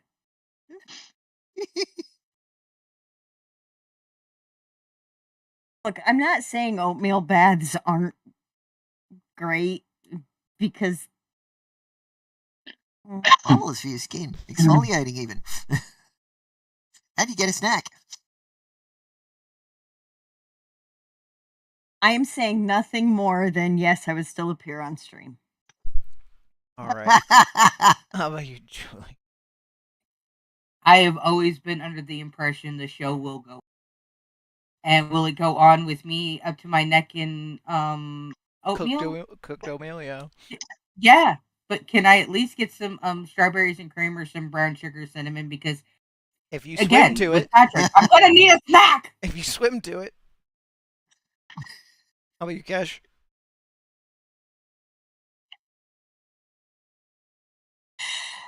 I guess I'm going on. I'm going to follow the pack. Char? Nothing like peer pressure.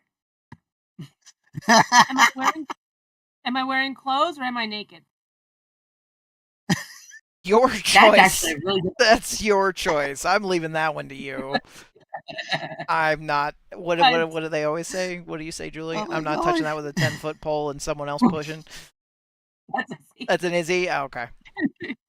Because if clothes are required, I think I'm busy that week. Because that would that would be. I mean, like, What does Yeah, it say about me that I assumed I would be naked in it? I can't wear wet clothes. I can't. Like I wear jeans so much, and everyone knows wet jeans are just bleh. No, if no clothes, sure. Clothes required. I'm busy that week. I'm sorry. They're not moist Asterisk, jeans. They're not wet clogs jeans. are They're clothes. moist, and your legs are It pulsating. would be wet. They'd be wet by the end of the show. And that's just no. Now there's a clip. It'll be wet by the end of the show. Oh, boy.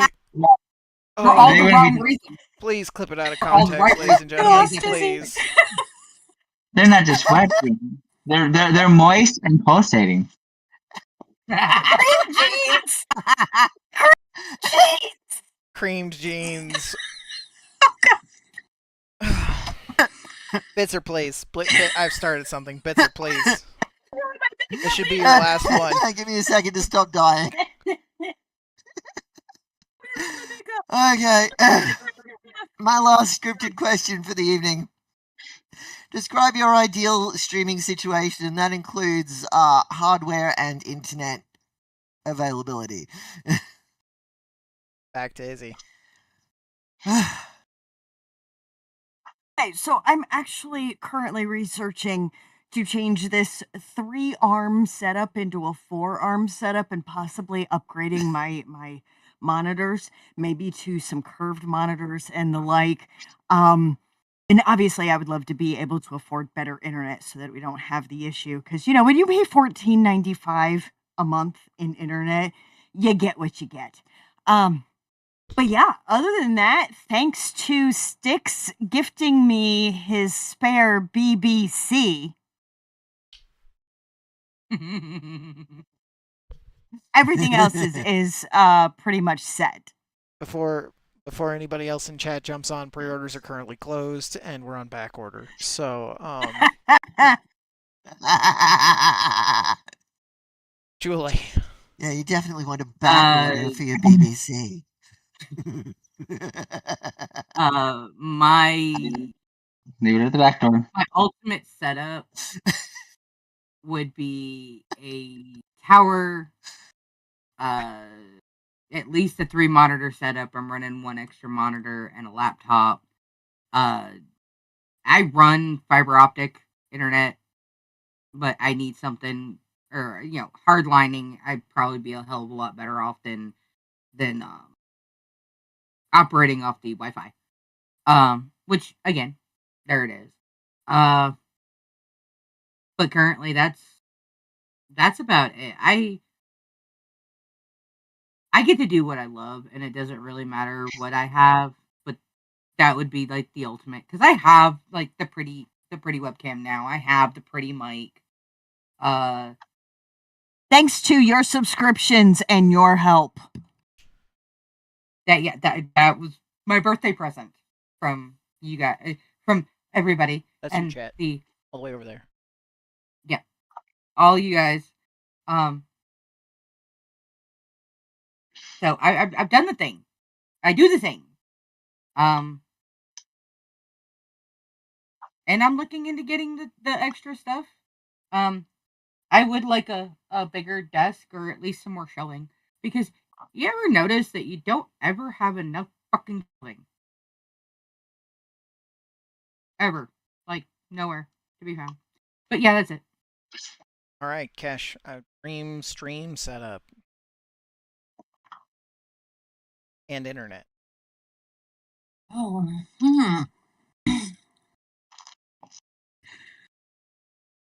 Well, for the most part, the internet we've got now here is pretty good, so keep that. Probably just what I've got now, like just my laptop and maybe like another thing to like share on stream. But also works reliably.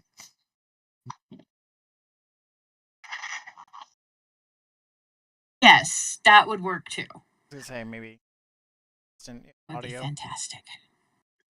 How about you, Shar? Dream stream setup and internet. Well, considering I live in the middle of the woods, I've got the best internet I can possibly get at the moment because I'm currently on Starlink, and it's actually the highest tier Starlink we can possibly get. So I'm good for internet. I definitely need a better laptop. I don't want to do a tower because again, solar could die at any minute, and I don't need my tower frying. So, the laptop I'm currently looking at, unfortunately, is around $1,900. So that's going to be a hot minute. But if we're talking ideal streaming, there's these hexagon lights that I would like to put here, and then there's some glow in the dark plant drapery things I'd like to put around here. There's one of those pegboard signs with the letterings that I want to put there. Basically, just like decorative shit to make the background cooler. Other than that, better laptop. Yeah, like the thing is, it got this really cool thing where the light flashes every time she talks. And it's really super cool, and I'm really jealous of it. But the biggest thing for me would be the laptop, because like right now, I actually can't stream very well because I have like a $400 laptop I bought specifically for writing, and if I try to stream off of it, it screams like it's possessed by demons. So anytime I do go on Twitch, right? Anytime I do go on Twitch, it's on my iPad, which is face cam only. So actual gaming or streaming, like, yeah, I need a better laptop. All right, PA Power. I don't do any of that, so whatever it takes to make things work. The simple, quite honest answer is like I have my laptop, I have my phone. Right now, I'm using my phone to be on for this program because it's the easiest thing for me. So just whatever I can do to make sure the job's done. Quite a wide variety. I'm curious, since we're getting down to our final questions, what's your answer for that? Your own question. Definitely reliable fucking internet. I also need more desk space. A spare camera so that people can watch my cats because I'm boring. And definitely one of those cool microphones like Izzy has.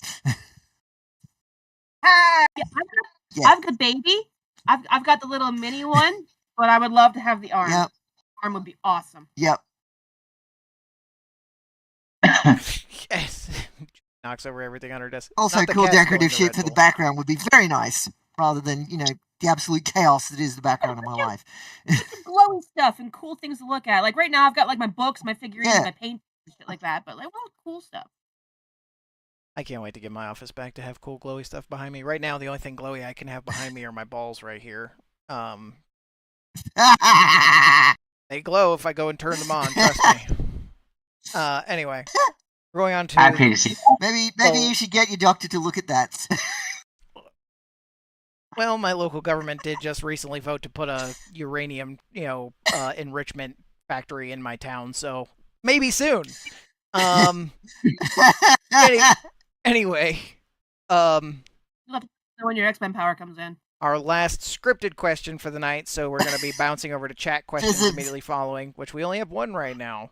One left. But my last scripted question: if you had to permanently swap brains with a goose, the goose could write a New York Times bestseller while you're out honking at traffic. You make the trade. But remember, the goose will get all the royalties. Julie, that's to you. But do I get to bite people? I would assume so. You're a goose. I mean, if I get to What go kind run of a around goose? and chase people and bite them on the ass, I'm flying to Atlanta and I'm chasing Trevor. My question first off is what kind of goose? Because a regular goose doesn't have protections, but some geese have protections. Yeah, like, And am I you a get Canada And goose? You get to pick the goose. I hear Canadian goose are especially ferocious, so yeah, I'd like one of those Have and survived a head Canadian off goose to attack. Can harass confirm. billionaires for a while. All right, how about you, Cash?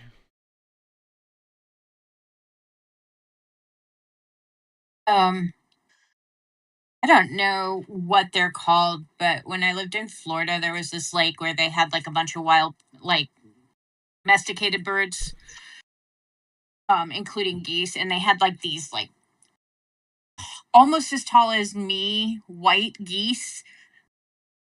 And I got bit by one of those, and it hurt. If I'm gonna be mean, I am gonna be one of those guys. So far, everyone chooses to be a murder goose. I like it. Shar, how about you? Well, I want to preface this by dispelling all the rumors. Canadian geese are not scary. They are pathetic. That's lies and Canadian so propaganda. They're so easy to punch. I have kicked so many Canadian geese because they've gotten in my way. And they won't move because they're stubborn little fucks. They'll just sit there and they'll hiss at you. And yes, they have teeth, but they're not real teeth. They're dentine teeth on their tongues. And yes, they can shred your arm a little bit, but you gotta really try. And they can't break your arm. That's not true. All blown out of proportion. That being said, why would I let the geese have all the fun? I love writing stories. I'm not gonna be stuck in the little deep of a pathetic little honking monster. No, I want the credit. I want the royalties. No, I'd rather kick the goose. All right, P Power. I'm with Char. I want Char to stay in my own body because a goose, you eat, swim, and shit, and honk, and be annoying, and piss a lot of people off. Some people follow the law, some people don't follow the law. A lot can happen. No thank you. I'll keep my human mind and body. You just described like half of the human population in your description of a goose as well, but sure. Yeah, but at least a human I can walk up and smack and not get afraid of being Geese arrested. don't have to pay bills. It's true. We have a question in chat. Bitzer, do you want to ask? Oh, I don't have to answer? Okay. Oh, I'm sorry. Okay. I forgot we started off with Julie. Izzy, are you goosing? I am not you being goosing because goosey? I already bite people. I'm already annoying as fuck. I'm going to get in anybody's face. I'm going to stop traffic already on my own. And frankly, I don't need a New York Times bestseller. I want to write the story that is intelligent. She's also going to shit on your lawn whenever she feels like it, but I absolutely will. Also, Little bit guys, of an these- exhibitionist. He's only 1/3 neck. You just grab and squeeze. They're not that bad. I did, Yes, you I know. want to chase Trevor. Yes, I would. The only thing that tips in the favor of becoming the goose is terrorizing Trevor Billings because it would be funny. There's very few things that Trevor and I agree upon, but you know, being able to annoy him and him not be able to do anything about it would be fun. But He's terrified of geese. I wouldn't say he's terrified of geese, but for the record, good friend of mine. I wouldn't trust him as far as I can throw him, and he's a big man, so that take that with how you will. But that would be the only thing that comes close to tipping over into I'll trade with the geese. Otherwise, nah. we have a hydrate in chat, everybody. I drank my water. Get caught up. Bitzer will ask the next chat question. Question from Ace from quite a while ago now. What topic is the most difficult to write? Your characters demand it.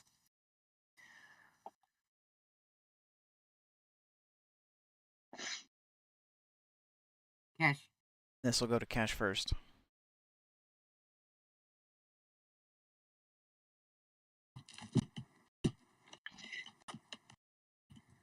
Smut scenes. 'Cause I don't do well at those. I don't know. I've heard the stories.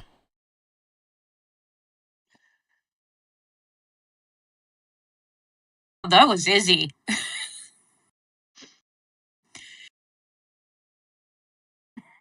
Who's next? Or are you? Oh wait, never mind. I know what you're talking about. Izzy, did you share those? I did not. We'll move on. Char. I don't know why. What possessed me to write mafia romantic comedies because I fucking hate writing fight scenes. I hate it. I hate it so much. There's so much going on. There's so much to keep track of, especially when it's a gunfight and there's like 7 people and I have to keep track of who's already killed and who still needs to be killed and who's standing where and who has a gun and who needs to reload. I would rather, but like it's a mafia story, so you have to have it. And they're in every book. I hate it so much. If Hollywood can get away with not reloading, so can you. Yeah. You can always shoot blanks. All right. PA Power. My smut, because of how I was raised, it's like it's not very easy for me to go in and say, "Ooh, let me do this," and this is what's going to lead this to this to this. I'm kind of like the shy, timid one that like I know what goes on behind closed doors, but if I have to spell it out for you, do I have to take you back to human growth class? Not I'd much everybody rather has just your like vivid imagination. my imagination of what can happen can scare people, and I don't want people worried. All right, Izzy.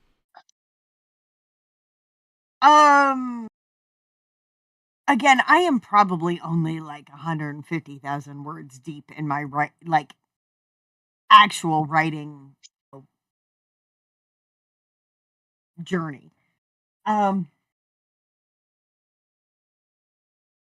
Thus far, my characters have not demanded scenes to actually unlike other people, the characters aren't in my head screaming at me. I get an idea and then I kind of negotiate with them. So at some point there's going to be some smexy scenes, and the thing is that there's gonna probably be screaming at me going, I don't do that. Julie. The most difficult for me to write is the more intimate sex scenes. And that's because I'm a product of purity. Let's just face it. I'm a product of purity. Do I still read it? Absolutely. Am I getting around it? Yes. I mostly write fade to black. Or I get you right up there and then I close the door in your face. Type deal. But what my characters demand and scream for, that's trauma.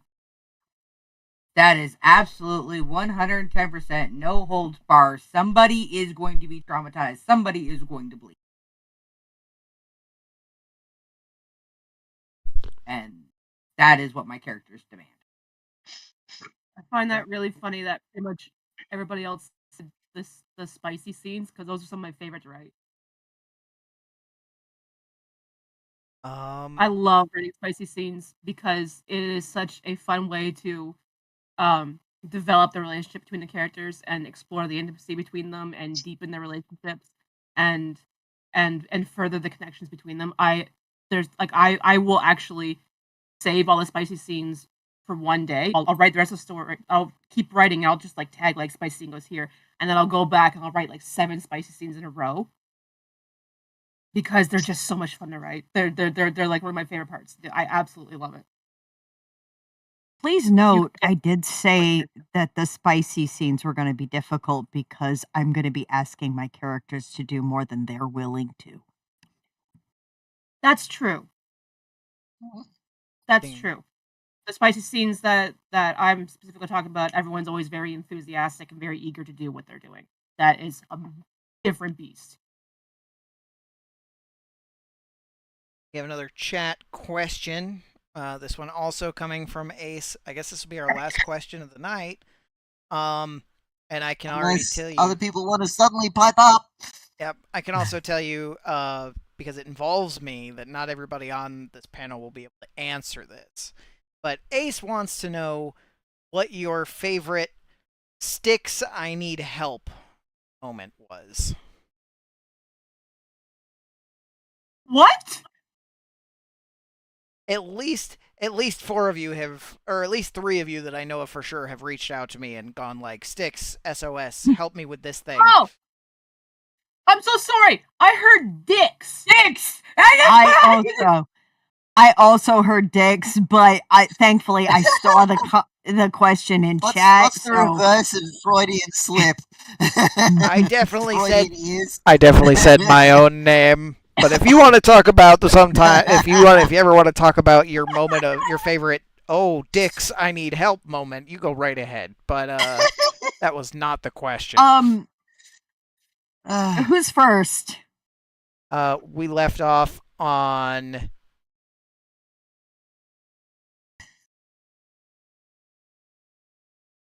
Who answered the last question first?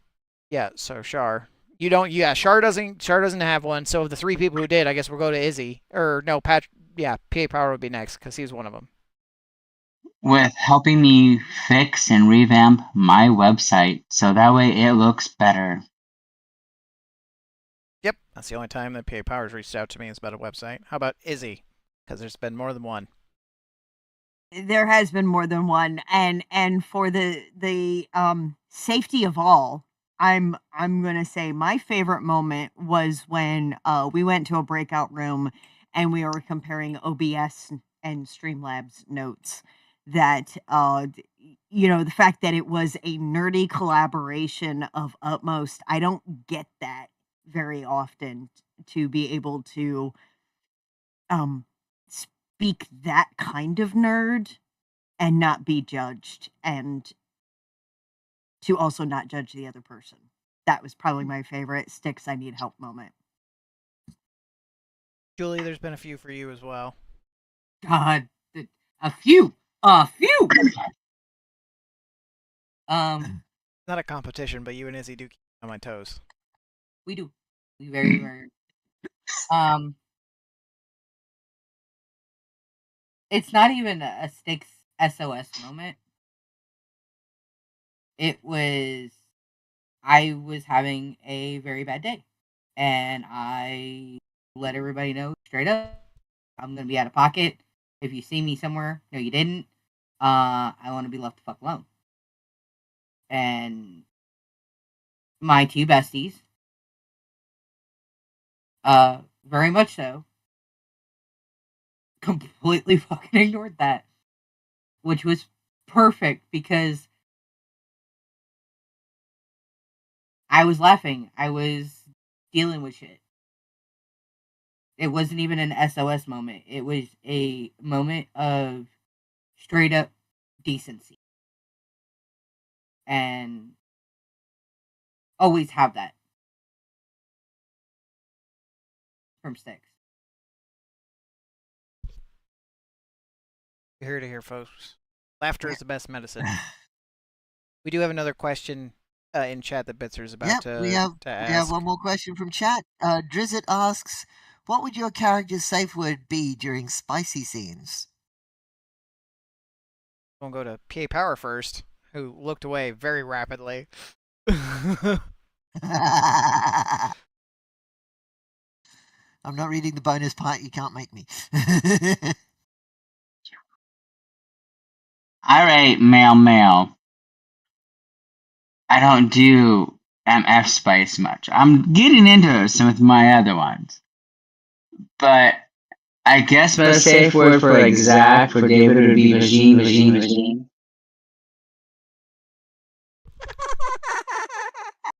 I don't know. Just start singing that old nursery rhyme, pussycat, pussycat, where have you been?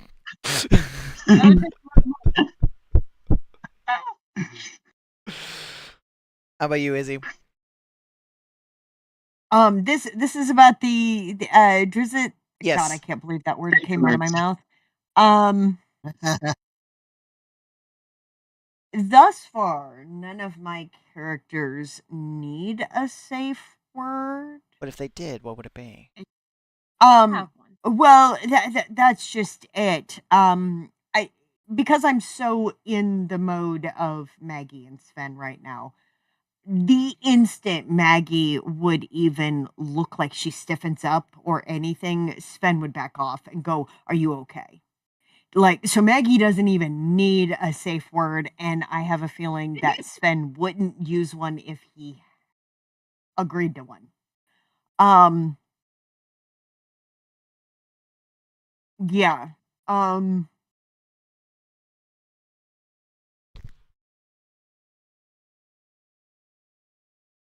Odette would say lady fingers, and that's all I'm gonna say.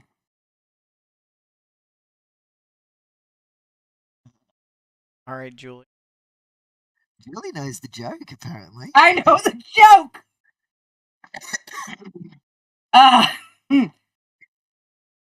Characters and safe words. Well, technically, between Rose and River, it would probably be car related. Because that's just the dynamic. Piston, probably piston, or wrench. Probably piston. Screwdriver, maybe. Between Piper and Nikki, it would probably be Mexico. I don't know. That might turn the entire encounter. if one of them says Mexico. Well, I didn't say what kind of safe word it was. It just safe word. I mean, that's true. Um, Sticks, you okay up there? Yep, I'm great. but the latest one that me and Izzy are working on, I think it might have something to do with Impaler.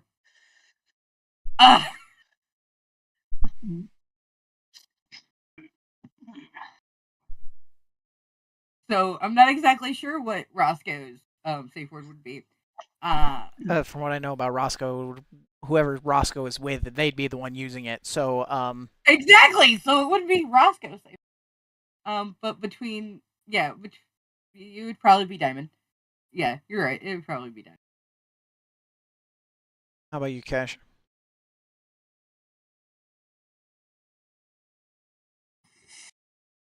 Mm, Oh God. I don't know. I never really considered anything like that. I got one from back in the day. Um, Hard rock. oh God. Yeah. Okay. Okay, that's two. I'll get to Okay. it. I'll get to it after we get the answers. Char? I've actually scenes where safe word has been required. I'm a big fan of the traffic lights. I Oh, like the yes. I like it when characters check in, and especially when they're checking in and the character who is receiving gives the very enthusiastic green, green, green, don't stop, fucking green. Yeah. I've read some of those recently. I just Yeah, recently yeah. read one Shame. where it was they used it completely out of context. Like he told her to go and like clean her room or something. These were adults, mind you, but he was like, "Go clean your room." She was like, "Red." How about you, PA Power? But yeah, Oh wait, you started. much like in real life, traffic light system, big fan. Especially considering that you get to use yellow for like, hey, slow down, let's talk for a second. Pro tip, ladies and gentlemen, since this came up into my definitely not in the gutter brain twice during this conversation, when planning safe words, also take into account what they may sound like while gagged or muffled. Yes, so it's actually. Sorry. I yeah. mean, piston versus piston. I was more thinking about how screwdriver becomes screw harder and hard rock becomes nice cock. So, or more cock. You never know. You need to be careful. Look, the number of times Kesha's trolled me on stream, I needed to troll her back. We have another. With the tentacle. It's actually really good practice for Got it people this time. who struggle with vocalizing when they're deeply in the moment is to try and maybe hold an object. And if you let go of the object, that's your signal to stop. There was an unspoken thing that one of my exes and I, like, he would be doing something and we didn't discuss it ahead of time at all. And it's okay. The instant I double tapped his arm, he stopped. There you go. And in that moment, it was like, after 11 fucking years, like, I felt that there was this connection. He knew what I meant. Double tap on his arm, he stopped, we were good. And when you have that kind of connection, and if your characters have that kind of connection, it becomes nonverbal is just as important as verbal. Yes, very much so. Yep, nonverbal safe words are an option if you're writing that into your scenes. People remember. We're on to our next chat question, and we're about to be hitting 2.5 hours on this stream, so this will be our last one to wrap everything up. Ace asks, does your mind ever ask the question, when do my characters shower or use the bathroom or do laundry? Normal stuff that's not normally included in narration. Do you think the readers care?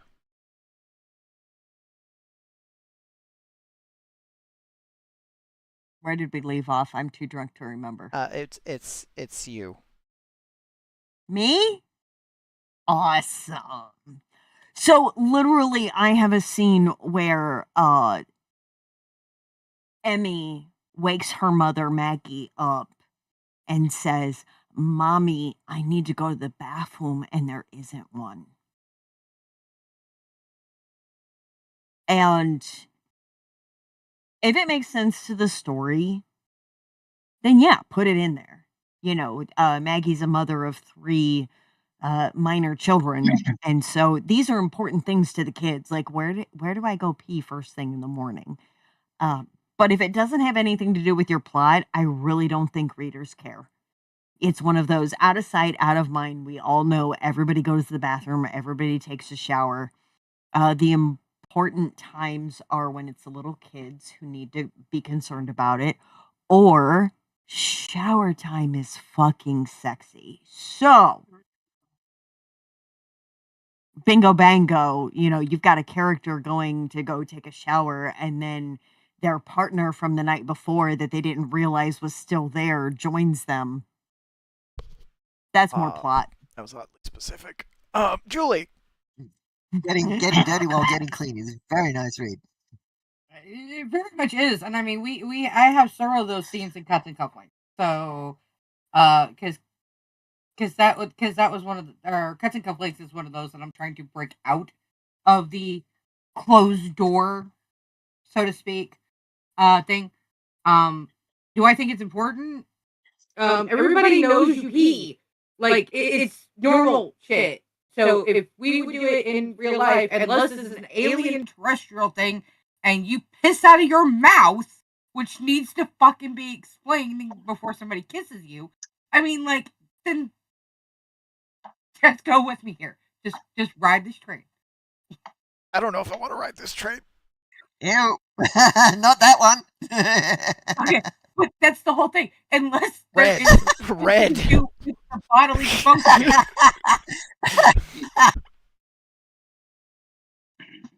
It doesn't need to be explained. It doesn't need to be on page. Now, if you're talking about a pregnant woman who finds out that she's pregnant and she rushes into the bathroom and she's puking, yes, you need to explain that, because now there's a series of doubt, which is also part of the plot, which is her ending up pregnant. So it's a whole thing. If it does not have anything to do with the story, no, you do not need a play-by-play of what the fuck's going on. How about you, Kesh?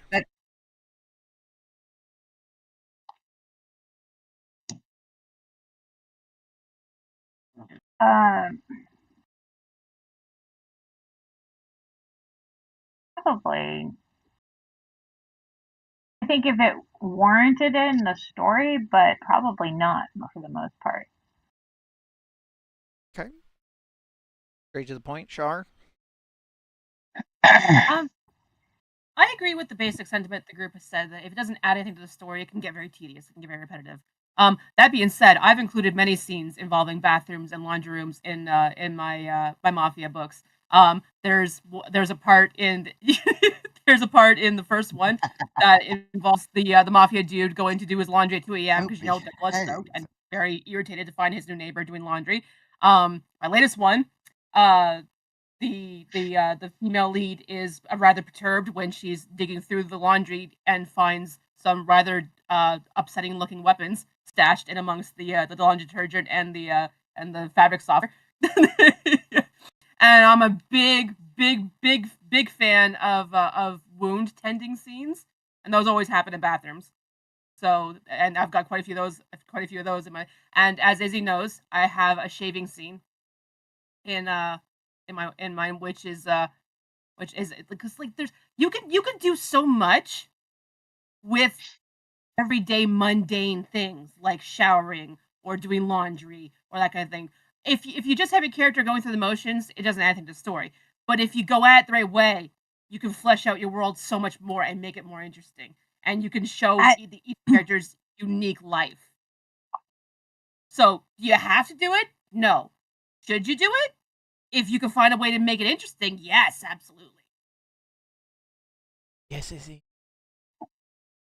As someone who has experienced the exact scenario that Shar put in her book, I was reading it and I was immediately transported back to those times where I shaved my ex-husband's felt so face bad. or he shaved the back of my head, and it became an intimate moment. No, you should not feel bad because that was some of the moments where I felt the closest to him, is those mundane things. So, yeah, I guess the consensus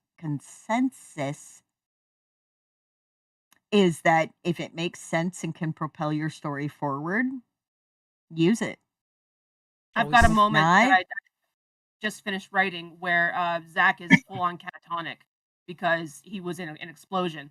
And he's literally just kneeling in the shower while Gwen's washing his hair, and he's slowly coming back to his body while she's doing it. And it was so much fun to write. It was so much fun. All they're doing is shampooing their hair. There's nothing spicy going on. It's just shampooing their hair. But it's such a good scene. I reread it like 4 times. I'm so proud of it. I got one to hear from. I've written a few scenes where they're going to the bathroom or having issues, but it's in a book that is a work in progress and not released yet, so I am polishing it out. But much like the rest of the group, if it doesn't add value, I really don't put it in there because we all have those human moments that we need to take. And it's just kind of one of those unsaid things, unless I really need it to play a key component to a scene that may fall out later in the book. Like, I will give a spoiler for Jed and the Wolves of Desire. Clarky's mate is intoxicated and is very closeted and ask Clark to. We don't do spoilers here, so he's gonna get muted real quick.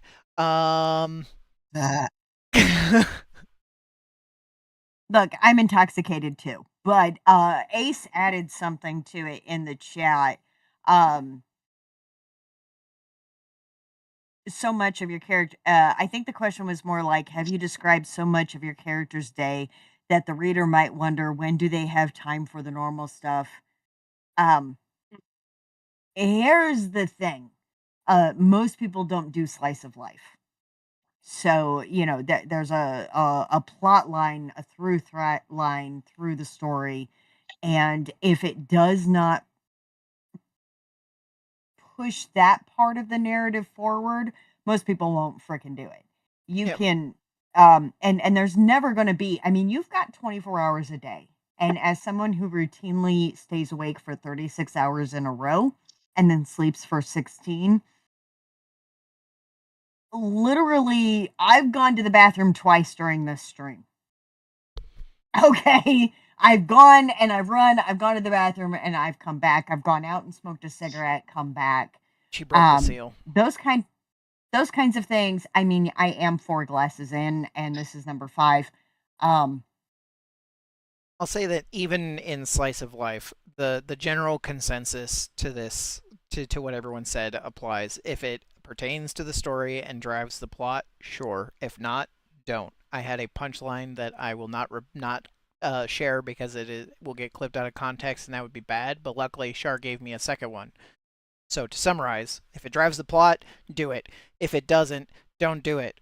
Bathroom scenes and laundry scenes are not to be used unless it involves help step, bro. I'm stuck. Because I think the average writer assumes that that kind of stuff just happens in the in between. Yeah. Because a story will only give you Yeah. the important stuff. You don't And- need to see every single second of their lives. Yeah. Most And readers there figure are out, some hey, stories- this happens off camera. yeah, Right. and I mean, and there are some stories where things are just happening back to back to back to back to back, and it seems like the character's never getting a break. There's all those fantasy stories out there where they're just constantly doing shit, constantly. They don't get a fucking break. As someone who has Right, watched gotcha. The Pit 6 times in the past 2 months, you eventually find a moment to pee. It does happen eventually. You do eventually get that Right. moment. In the wild, and even in the wild, to it happens. Drizzett's comment, the awkward moment when they find out they are pregnant. That's literally how Julie's debut novel starts. In Yep. the bathroom, finding out she's pregnant. So, that's the consensus. It was very Nobody gripping, questions it. very real. Yeah, and nobody really questions that, where they sit there and wonder.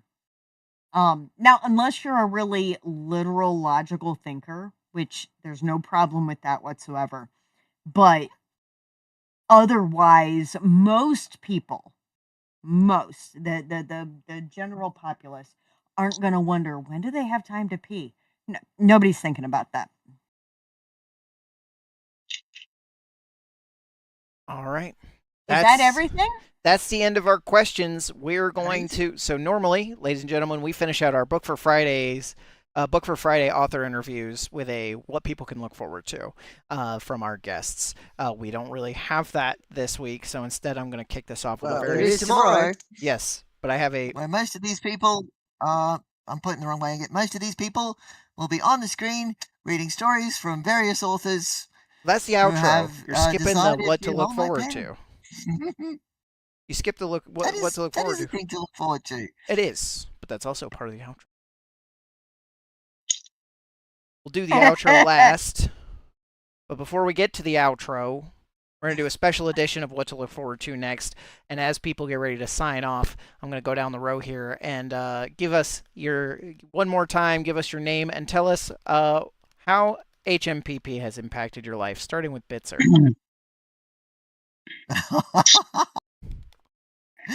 Oh, my pen has got me on 3 more fucking webs. I hope you're happy.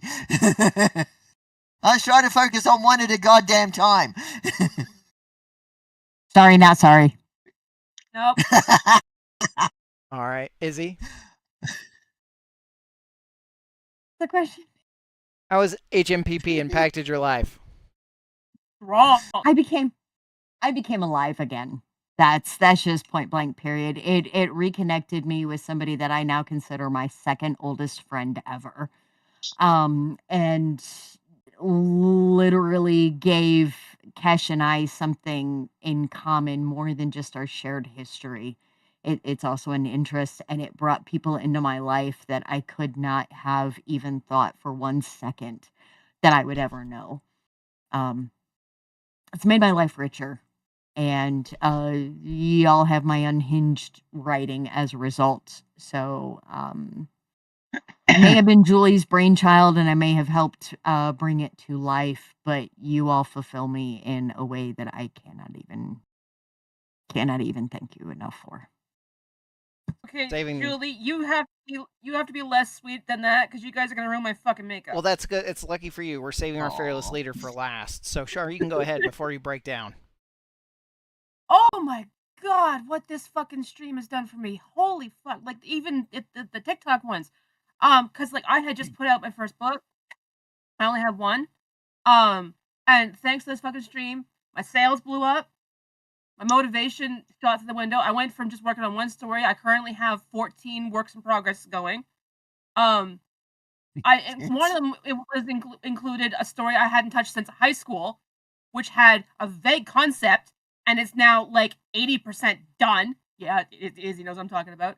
And like you said, I met some amazing fucking. I have connections I never thought I would have. I have a schedule now. What the fuck? That's not a thing out here.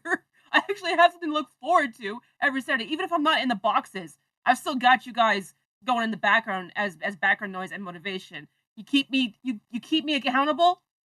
You keep me motivated. Like I was at a scale of 1 to 10, I was like a 4. You guys put me at a 9. I cannot begin to describe how much you guys have fucking improved my life. All because I joined your fucking TikTok streams. And I love every single one And of you got you. Izzy crying. Good! Pay They're power. payback! Bitch! I love you! For me, it's got me to complete on the show Kingdom of Shadows, a dark retelling of Peter Pan, where I made my Izzy emotionally wrecked. I hit a lot of raw nerves, she was able to give me the feedback that I needed to know that the story I was telling was good. I was able to do the back half of Decoding Shady Pines, and because of this ever loving show, I have 8 works in progress fighting for headspace at the same time as my job. So, as I am working and walking down the hall, I'm thinking, how is this mother freaking person going to be doing this in this scene? All the while I'm having call lights go off. So, thank you. Thank you very much for adding to my gray hair. You're very welcome, Cash. You color yours. Shut up. Well, it got me writing again. It got me taking my book seriously again. And I have Izzy to thank for that, and Julie. I think they were the ones that both talked me into my first submission. I'm not as prolific as everyone else, I guess, because I've only got 3 things kinda Not a competition. like in the background. But yeah, it's really gotten me back into writing and way more serious than I think I was in the first place when I first started. Honey, the first thing you presented to me was 160,000 words, so don't say that you're not prolific. The first thing that you threw at me was 160,000 words, and you've added at least 160,000 words to your world. So, you go, girl. Goddamn novel each. Wow, talk about being put on blast. Shit. I'm gonna leave that one there. Well, there's 1,400 more as of tomorrow. All right, fearless leader, let's hear it. No, you go last and then I go. I don't go. I'm doing the outro. He's got you. Come on, This is a Julie. mod Leader. takeover. Come on. Yeah, but you already made the other mod do it. You're not in charge this time. But he already made Bitzer do it. It doesn't It's matter. your turn. He's in charge. Mod Okay. takeover. Done. Do it. Figure out a different way to get me. Make me cry. Do it. What does this show mean? How is the show uprooted, upheaved, and totally turned my fucking life in the best fucking possible? I have the most amazing crew. That goes without saying. I have unfucked sinks, rebuilt fucking cars, and generators, And a stove. We're and a working on that. stove. And a washer, and a car, and a couple of trucks. Fix fucking plumbing. Drove 7.5 fucking hours because someone said that they needed it. At that point, me and Izzy still didn't know the connection yet. Still did it. I was a week late, but I got there.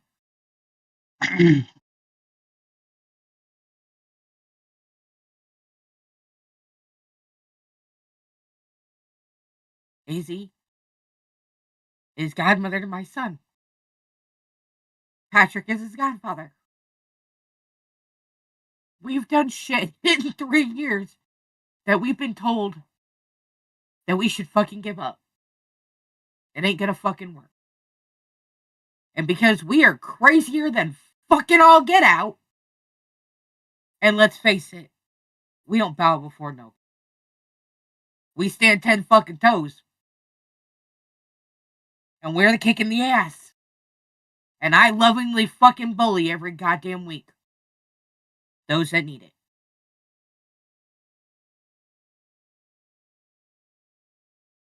We do what we will. We do what we must. But at the end of the day, you fuck with one, you fuck with us.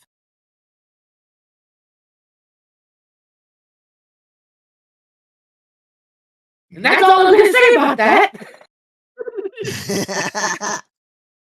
I'm going to add one little thing to that because we're in Canada, we're in Panama, we're in Australia, we're in multiple states throughout the United States, and art is resistance against fascism, and it doesn't. And this is Julie had a dream based off of one person helping her, and we've already expanded to where we are today. And HMP is a dream for all. People who are told you can't do that, bitch, hold my pen and watch this.